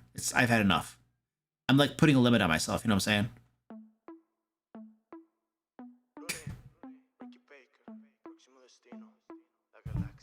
It causes your ability scores to be reshuffled. Oh, that is one of the worst curses you could possibly get. That could ruin an entire character. And the player would just be like, okay, should I just reroll my character now? I should just start over.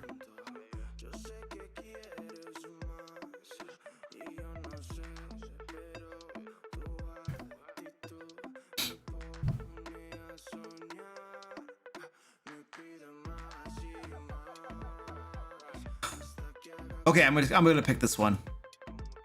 We're gonna go back to we're gonna start using the dice again, I think.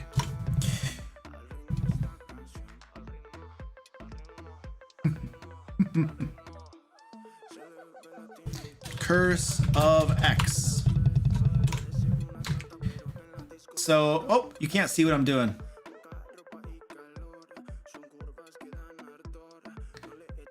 Whenever you make a deception check, you must succeed on a DC 13 Wisdom saving throw or start giggling uncontrollably. All right, what's the name of that?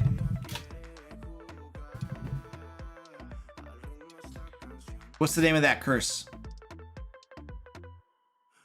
Well, you can see the screen now, Penguin Butt. I changed it. But yeah, a lot of times I forget. Okay, thank you. Got it. Or the hee-hees. Curse of the hee-hees.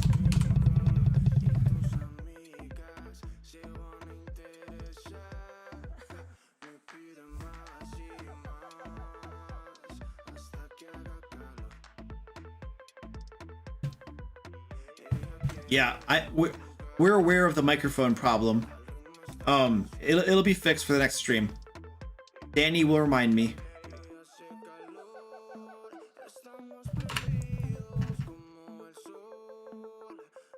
All right. Let's roll dice for the next one. I think we're gonna go back to rolling dice for the next few for sure.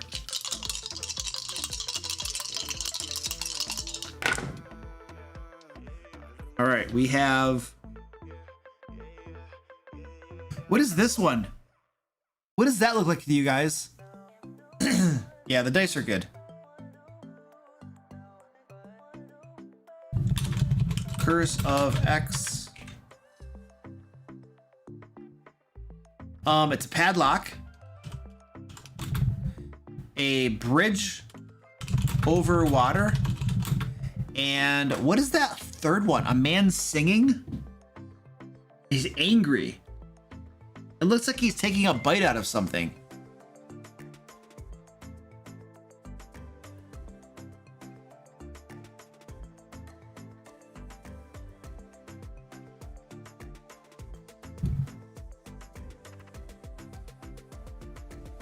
An accordion?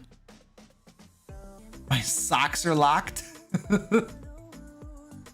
I think it's an angry man. I'm gonna say that it's an angry man eating a sandwich. No, playing an accordion. Playing an accordion. That I can't spell that word though. There we go. Your voice is locked. Lock. You randomly blank out when thinking. Every time a man sings, he falls off a bridge and dies. Jeez.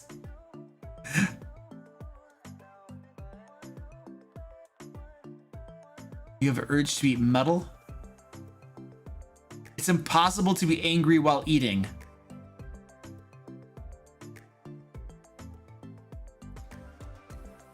What about every time you see somebody else eating, you get angry? You can't talk, you have to scream.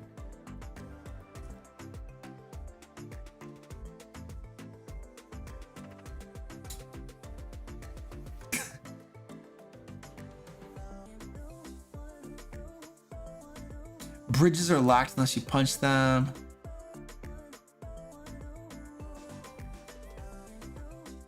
It makes the wearer unable to pick locks or cross bridges. Ooh, I like the not being able to cross bridges.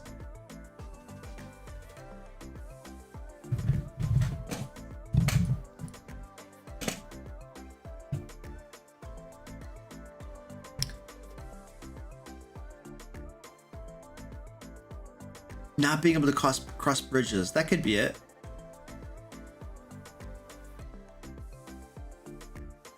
Yeah, eating at the school cafeteria could definitely make you angry. Yeah, listen to Fred. Okay. You are unable to cross bridges.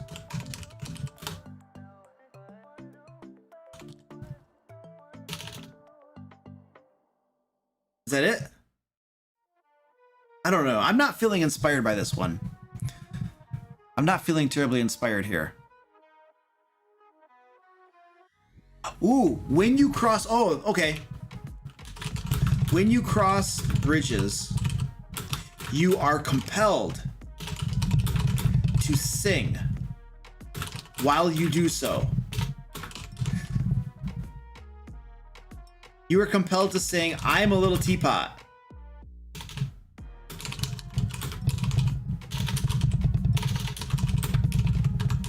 Or other silly song while you do so. DM note. In order to cross the bridge, the player must actually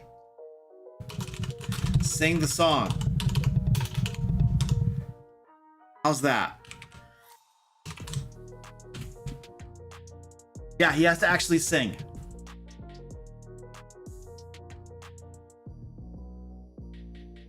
Loudly. Okay, what is this going to be? Curse of what? What kind of... Let's name the curse.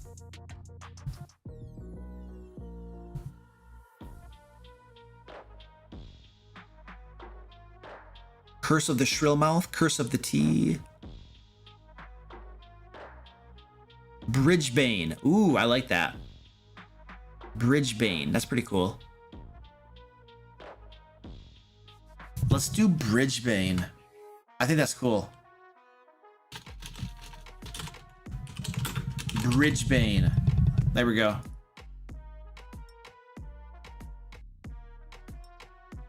All right. Let's roll for another one.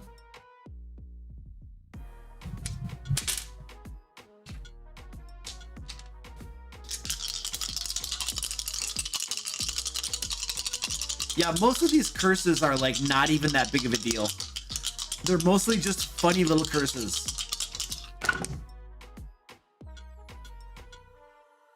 What is this? Ooh, a shadow? Oh, this is pretty cool. Look at this. There's like a guy with a weird shadow.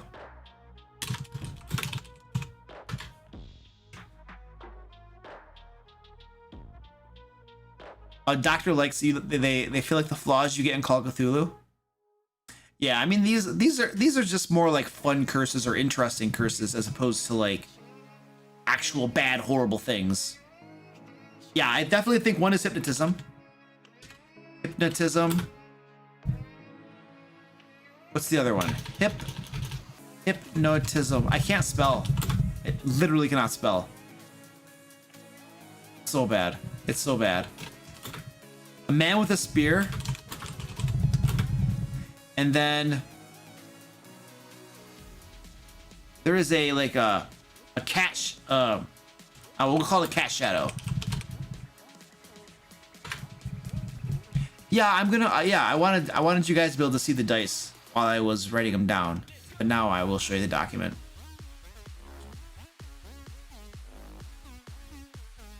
Your shadow gets in the way of other party members in combat. Ooh, I like it. That's great.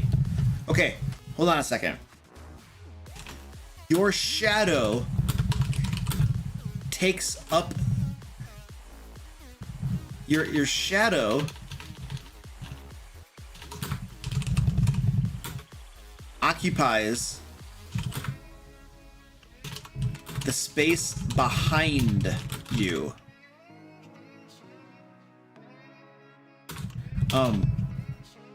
Counting as difficult terrain for anyone who would pass through it.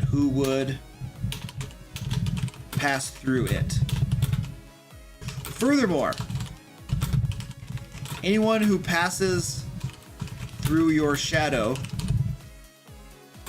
must make a DC 12 let's say wisdom saving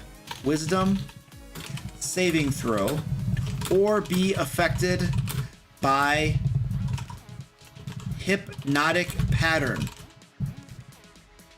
How about that? How does that sound? Does that sound okay? Can we tweak that a little bit?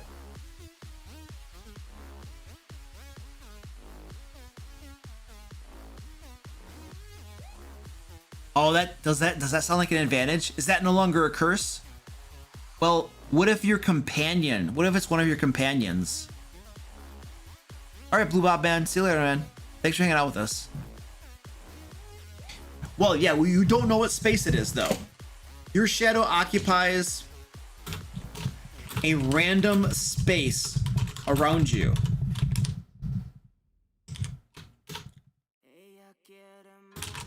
Anytime someone comes within 5 feet of you, roll a d6.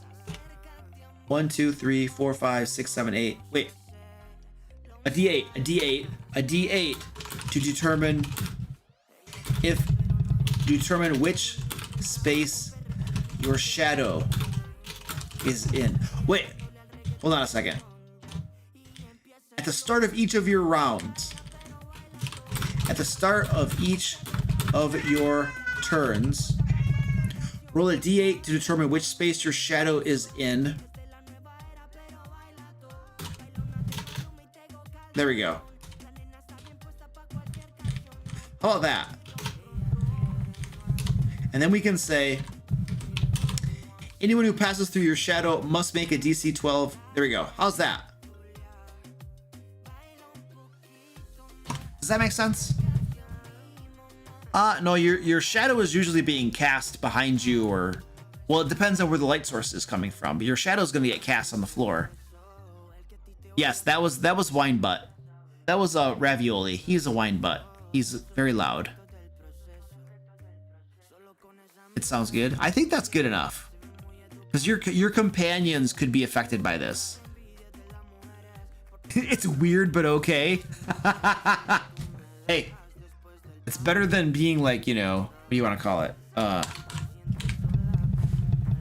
Ordinary or something. What's the name of the curse? What is the name of the curse? Yeah, it could be good or bad. Exactly.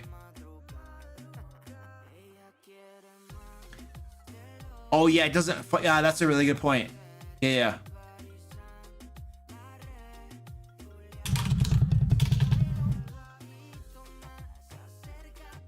While in dim light, or while in bright or dim light.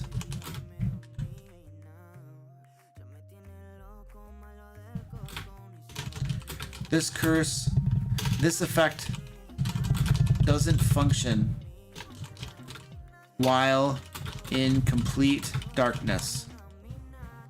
All right. Shadowfell. I can't actually use I can't use the word Shadowfell, because that's Wizards of the Coast has copyrighted that word, so I can't actually use that word. Shadowy Sentinel, Shadow, Bane of the Shadow Thump, Shadow Thane. I kind of like that. Shadow's Thane. Hypnotic Shadow. You know, I kind of like Shadow Thane. I don't even know what that means, but it sounds cool. My cat is so loud. Yes, please don't spam.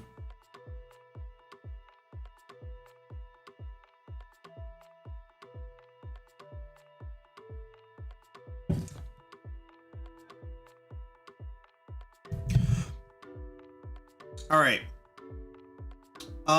Let's do another one.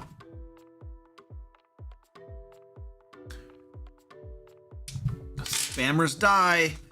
That's our rule around here. All right.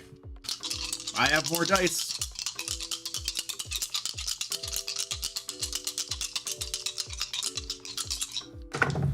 Okay, thank you. That's a good point. The first word should be while. All right, so we have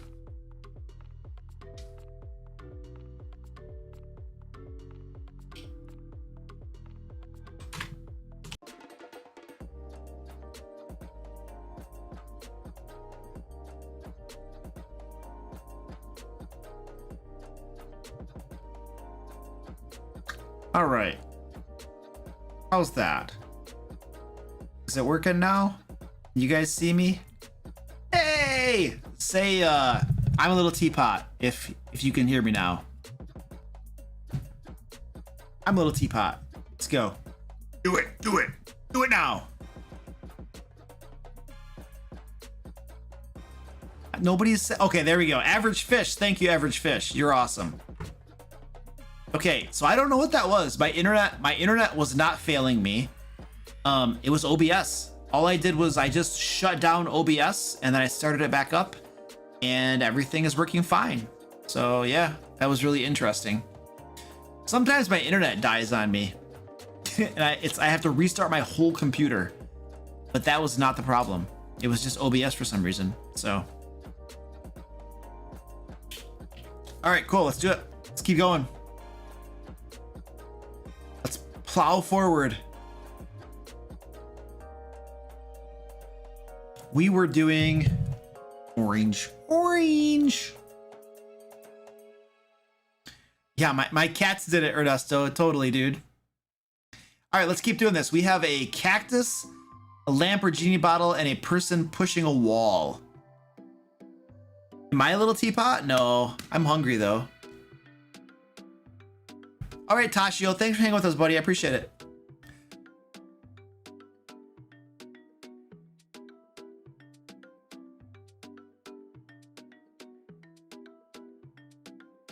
Hall of Thanes is not a little teapot. Whenever you drink a potion, spikes come out of your hands, destroying your... Oh, wait, hold on a second.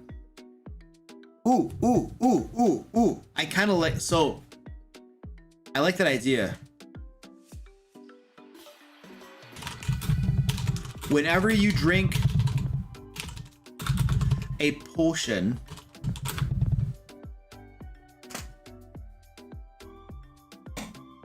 My cat needs to be pet. Look at this guy. He's like, give me kisses.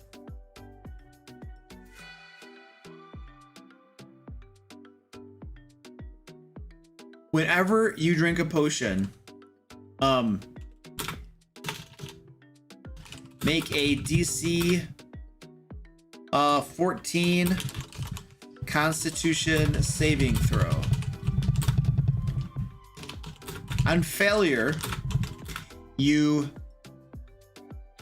take 1d6 poison damage and have the sensation. Oh, no, hold on a second. 1d6 piercing damage and have the sensation that you just swallowed a, swallowed needles. I don't know. Yeah, how's that? How's that? Oh, it tastes like... Okay, whenever you drink a potion, it tastes like cactus juice. And you must make... There we go. How does that? I think that sounds... What's the name of it then? Swallowed a cactus? Ooh. On failure, your skin turns green for a day. You take 1d6 piercing damage and...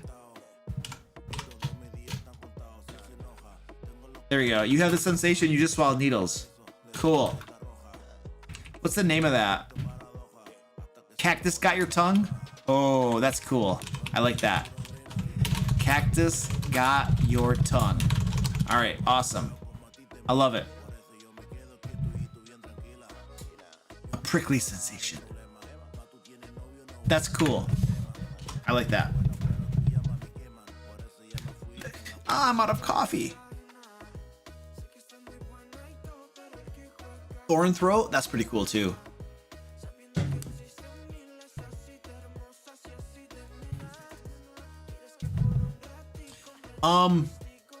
Let's do another one. Let's roll for this. Put those away. We have rotated through about half of our dice already. Oh, the name needs a question mark?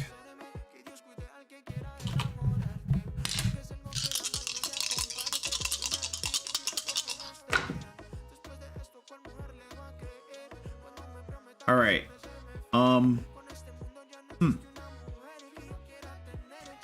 So we have crying.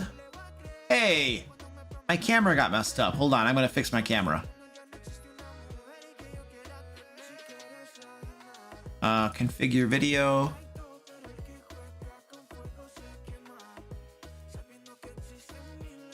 There we go. Exposure. My exposure was off a little bit. That looks better. Oh wait, so it's somebody crying.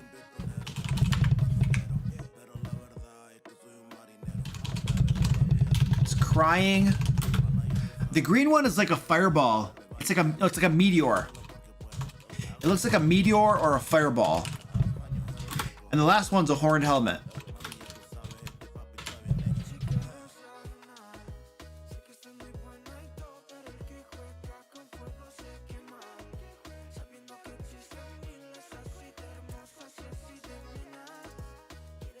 All right, what is this? Ooh, you're overcome with grief anytime you kill an enemy with magic. Oh, I like it. You are overcome with grief anytime you kill an enemy with magic. And what's the mechanical consequence of that? What would be the mechanical consequence of being overcome with grief? Maybe you're affected by Tasha's hideous laughter, only you're crying instead of laughing.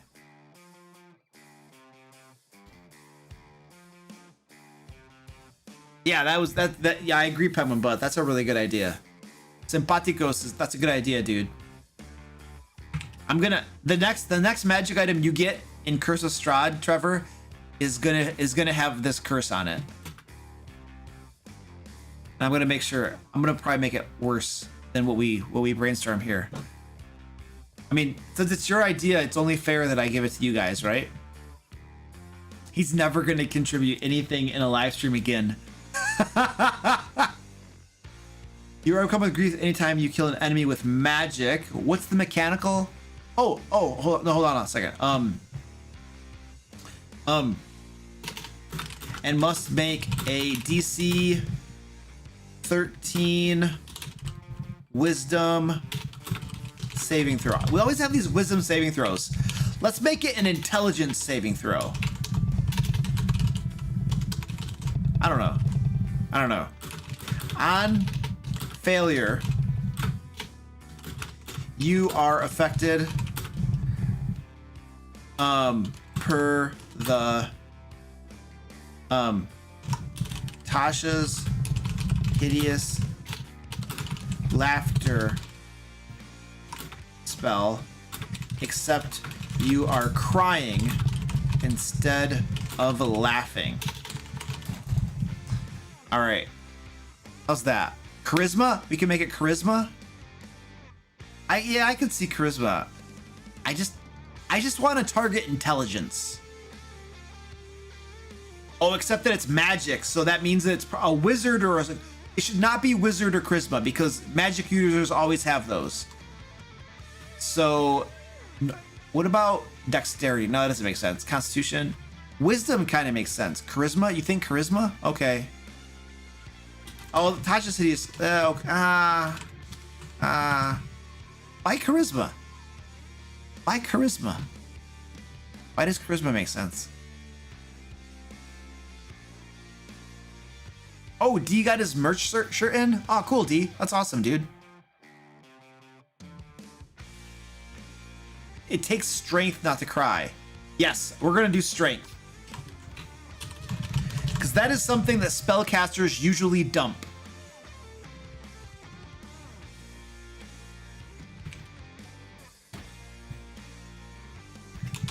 It takes strength not to cry. All right, cool.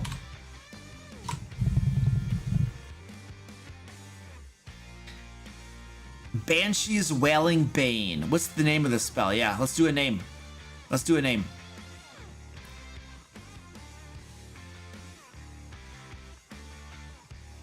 The Crying Game Cur. What's the name? What's the name? What's the name? Yeah, strength as a wizard. That's why we're picking strength. Because if you're a caster, you're a wizard. If you either have wisdom, charisma, or intelligence, we are intentionally picking a saving throw that a spellcaster is probably going to be bad at. That is the entire intention of this. That's 100%. Tasha's Tears. Ooh, that sounds cool. You know, I kind of like Tasha's Tears. That's really cool. Cool. Next. I'm really hungry. All I have is water to drink. Oh yeah, okay, I got it.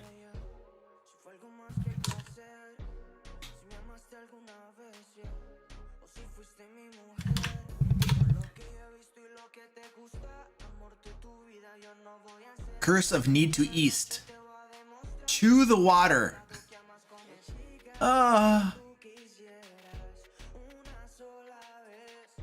Oh, I'm getting tired too. Filthy water. Get some coffee. Okay, let's roll again. Rolling. Rolling again. No yawning? Dude, I'm tired. I'm tired. I'm getting cold too. 20 minutes. I know, 20 minutes left. I gotta power through it. I gotta power through it.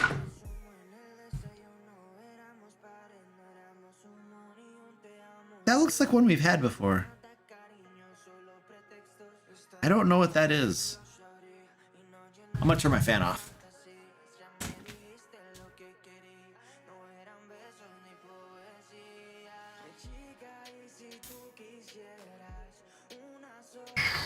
All right, average fish. See you later, buddy. Yeah, we did have that imp. That looks super familiar. I don't think we had that exact same one. I'm gonna re-roll it. There we go. We got a frog. We got a frog instead. So what does that look like to you guys?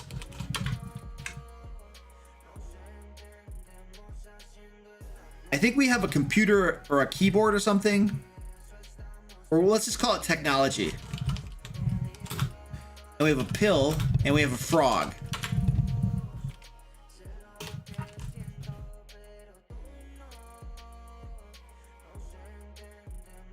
All right, so what do we got?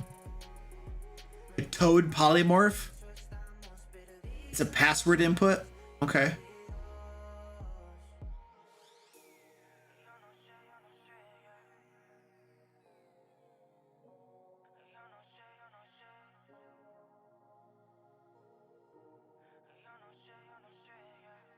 Frogs make you organized to drink a potion. Eat the techno frog pill.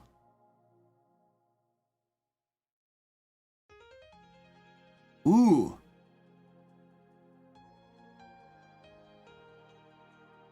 Oh, that's interesting. So casting a spell.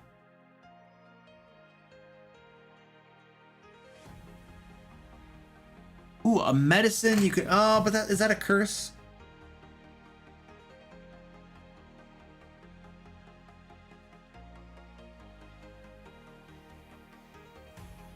Your gullet swells when eating food.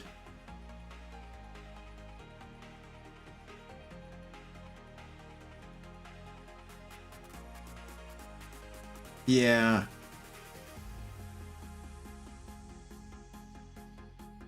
Oh man.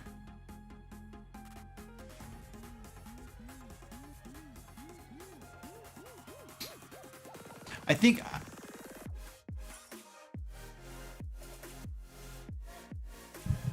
I don't know. I don't know. We'll say whenever you cast a spell. Shut up! This cat is going nuts.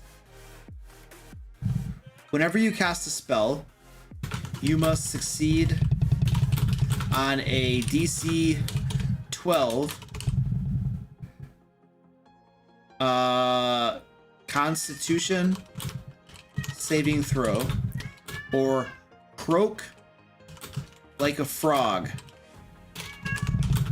ruining the spell and expending the spell slot. I don't know. Your cat is also whining intently. That's awesome. All right, Sean. See you later, buddy. Yeah, you're very welcome, dude. I don't know. I'm getting tired.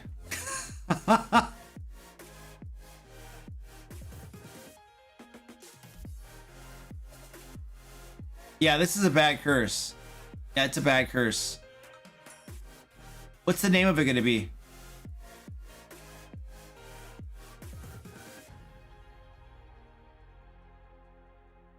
What about the name? It only hurts spells. Yeah, that's true. Whenever you cast a spell with a verbal component. What do we got for the name? Techno Frog, Toadify, Croaker, Boring spell. I don't like you playing a spellcaster curse. Frog in your throat? Okay. Frog in your throat. All right, let's roll again.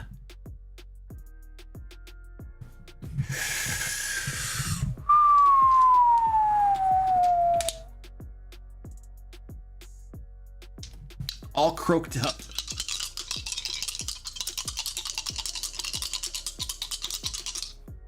Oh, I make the cure a kiss. Oh yes, that's a great idea, simpaticos.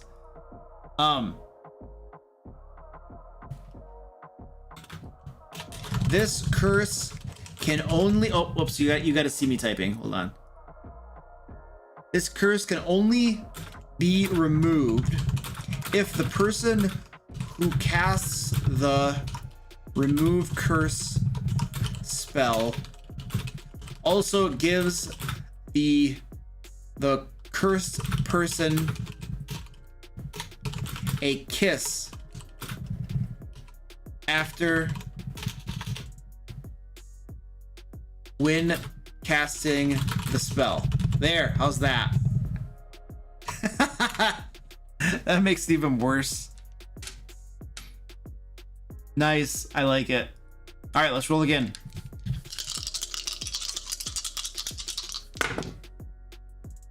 Oh, we already had the hypnotism one. I'm gonna re-roll that. Okay.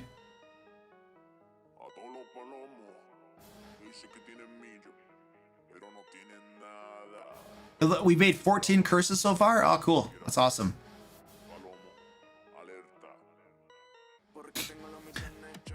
All right. What do we see here on the dice? We have a person hanging from a bar. We have a small person and a giant.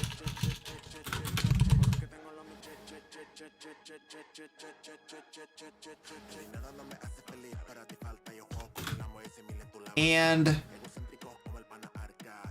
what is it? A path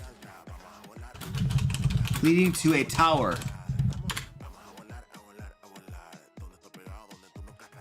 All right, what do we got? Lighthouse? Yeah, a tower, a lighthouse, something.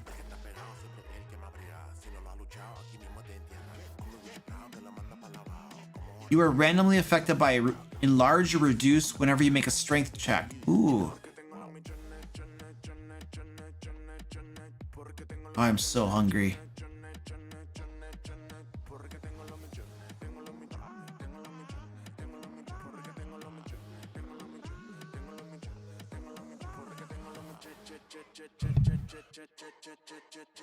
All right, give me some ideas.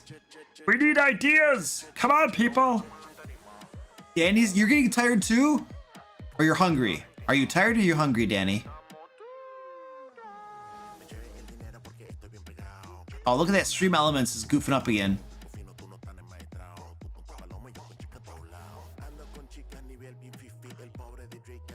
Kleptomania. Ooh. You're getting hungry? Okay. Yeah, I'm really hungry. I don't know. I like the idea of kleptomania though. I like the idea. You become extreme kleptomaniac. How do I spell that? Oh crap. Can somebody spell kleptomaniac for me? Kleptomaniac. Hey, I got it right. Woo! You become an extreme kleptomaniac.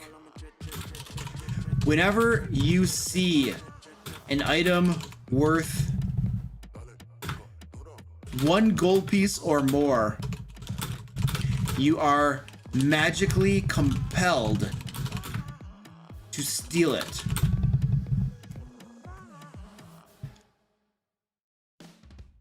make a DC, and this would be like charisma, I think.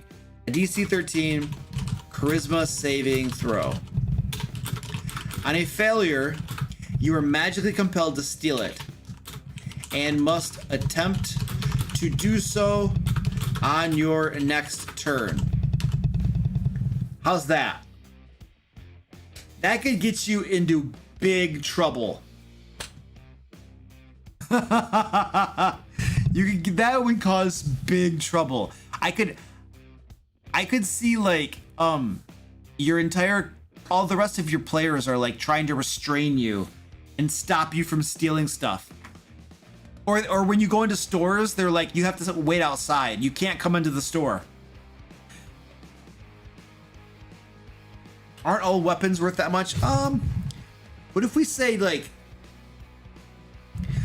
whenever you see an unattended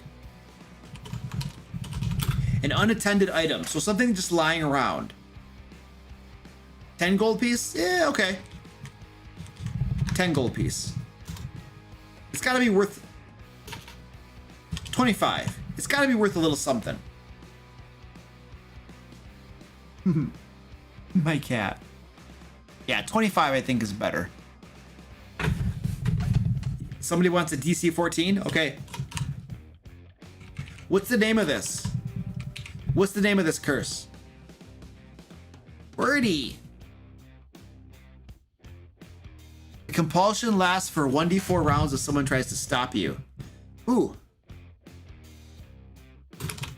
If you successfully steal the item, compulsion ends. However, if not,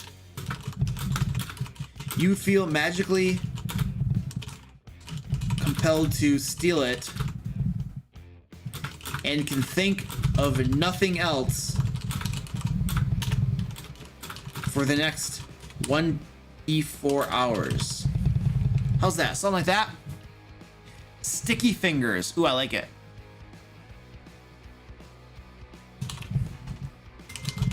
Sticky fingers. All right, cool. How many of these do we have? 1, 2, 3, 4, 5, 6, 7, 8, 9, 10, 11, 12, 13, 14, 15. We have 15 of these things so far. All right, here's what we're gonna do. Let's get to 20. So what I wanna do, we have 10 minutes left. So just give me a massive brainstorm dump, folks. Danny's freaking out. Throw your ideas. Just throw your ideas. I'm just gonna grab a bunch of ideas.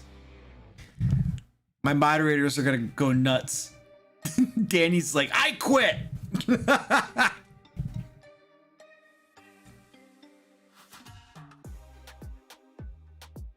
Oh, I like that one. Fight prevenant. All right, that one got picked. That one got chosen.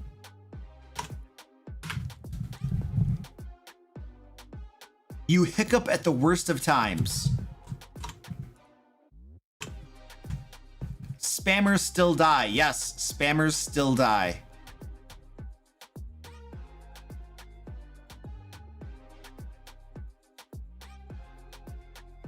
All right, I'm gonna grab that one.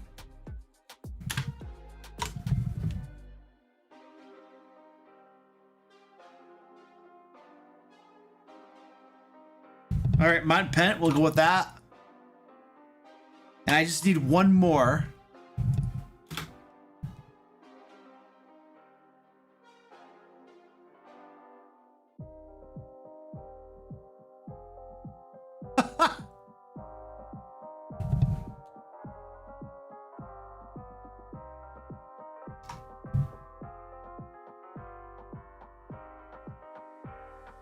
All right, and I'm going with that one. All right. Okay, stop spamming. Stop brainstorming. I got the last one. All right, so let's look at this one. This curse right here. We're gonna do this really fast. What's the name of this curse? Whenever you hear the word name,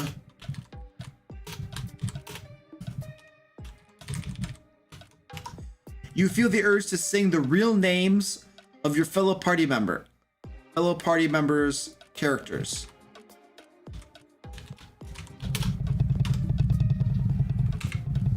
What's the name of that one? We gotta name them. We're not done yet. What should be the name of that one?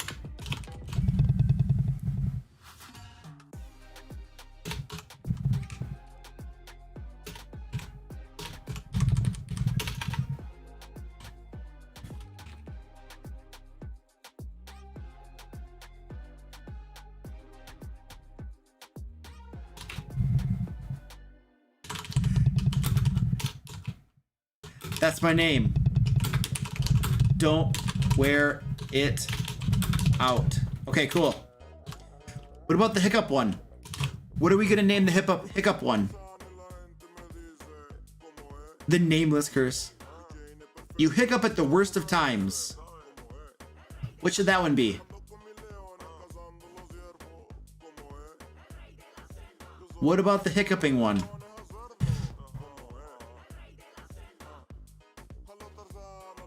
Bardic bravado. Water needed. Water needed. Okay, we're doing that one.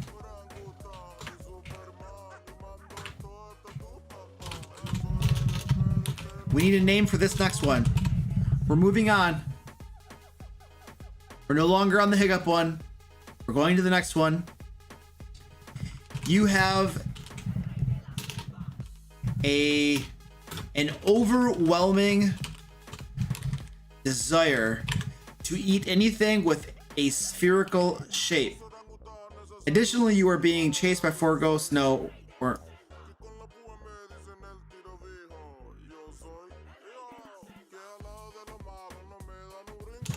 you believe you are being chased by 4 ghosts.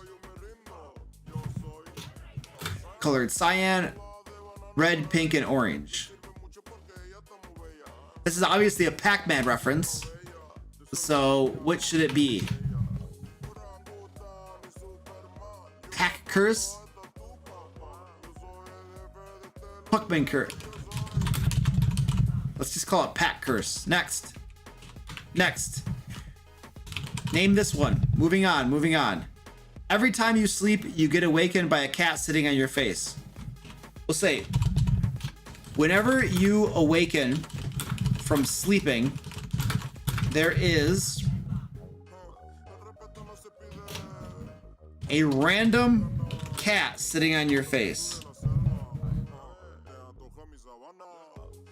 I can't use that word, but you just got a free cat. Check this out.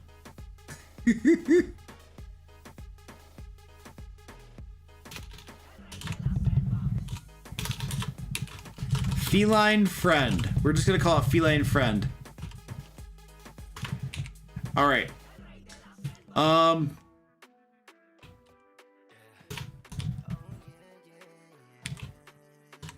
Name this one. Your emotions are suppressed. And you have disadvantage on insight and performance checks.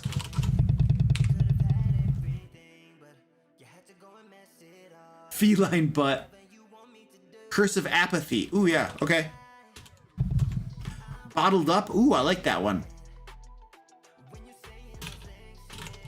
Bottled up. I like it. All right, do we have 20? I think we have 20. 1, 2, 3, 4, 5, 6, 7, 8, 9, 10, 11, 12, 13, 14, 15, 16, 17, 18, 19, 20. We did it.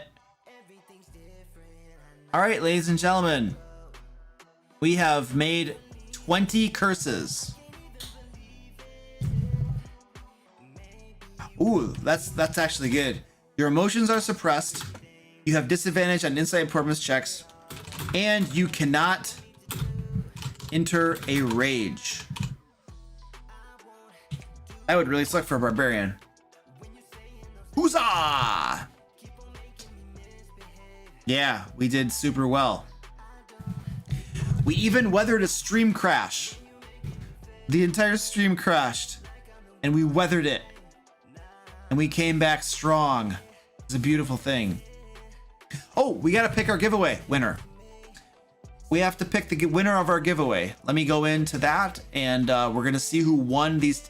Oh, if you haven't signed up for the giveaway, we're giving away these tactical tokens. There's a link down in the description, and the password is yip yip. So this is your last chance to sign up for them.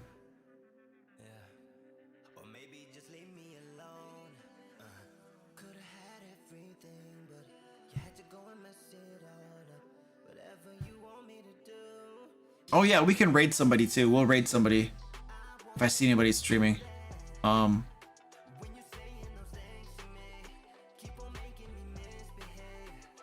Okay, I'm about to draw this. Last moment to do it.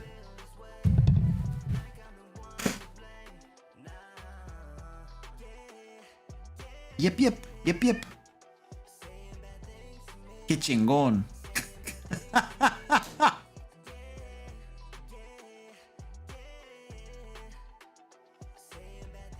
Shut up! Jesus, cat. Such a loud whine butt. All right, Andrew, see you later, buddy. All right, I'm drawing it. I am drawing a winner. Draw.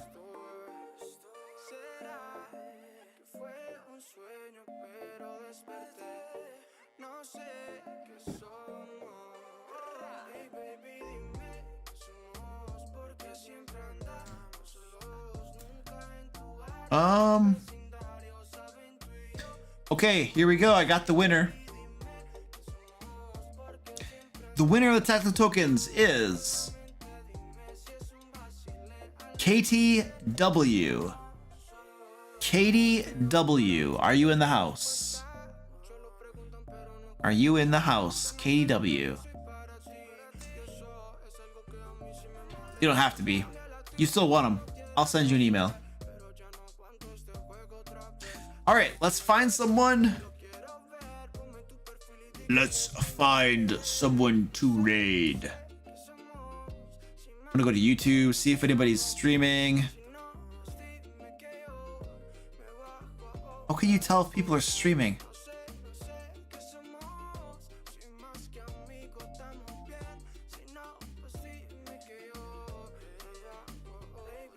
I can't even tell. I don't think anybody's streaming. I don't see anybody streaming that I follow.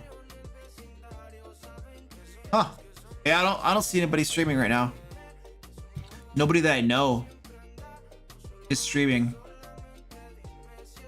So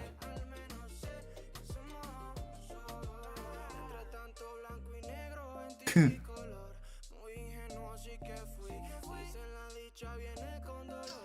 I don't think we got a raid, guys. I think that's it.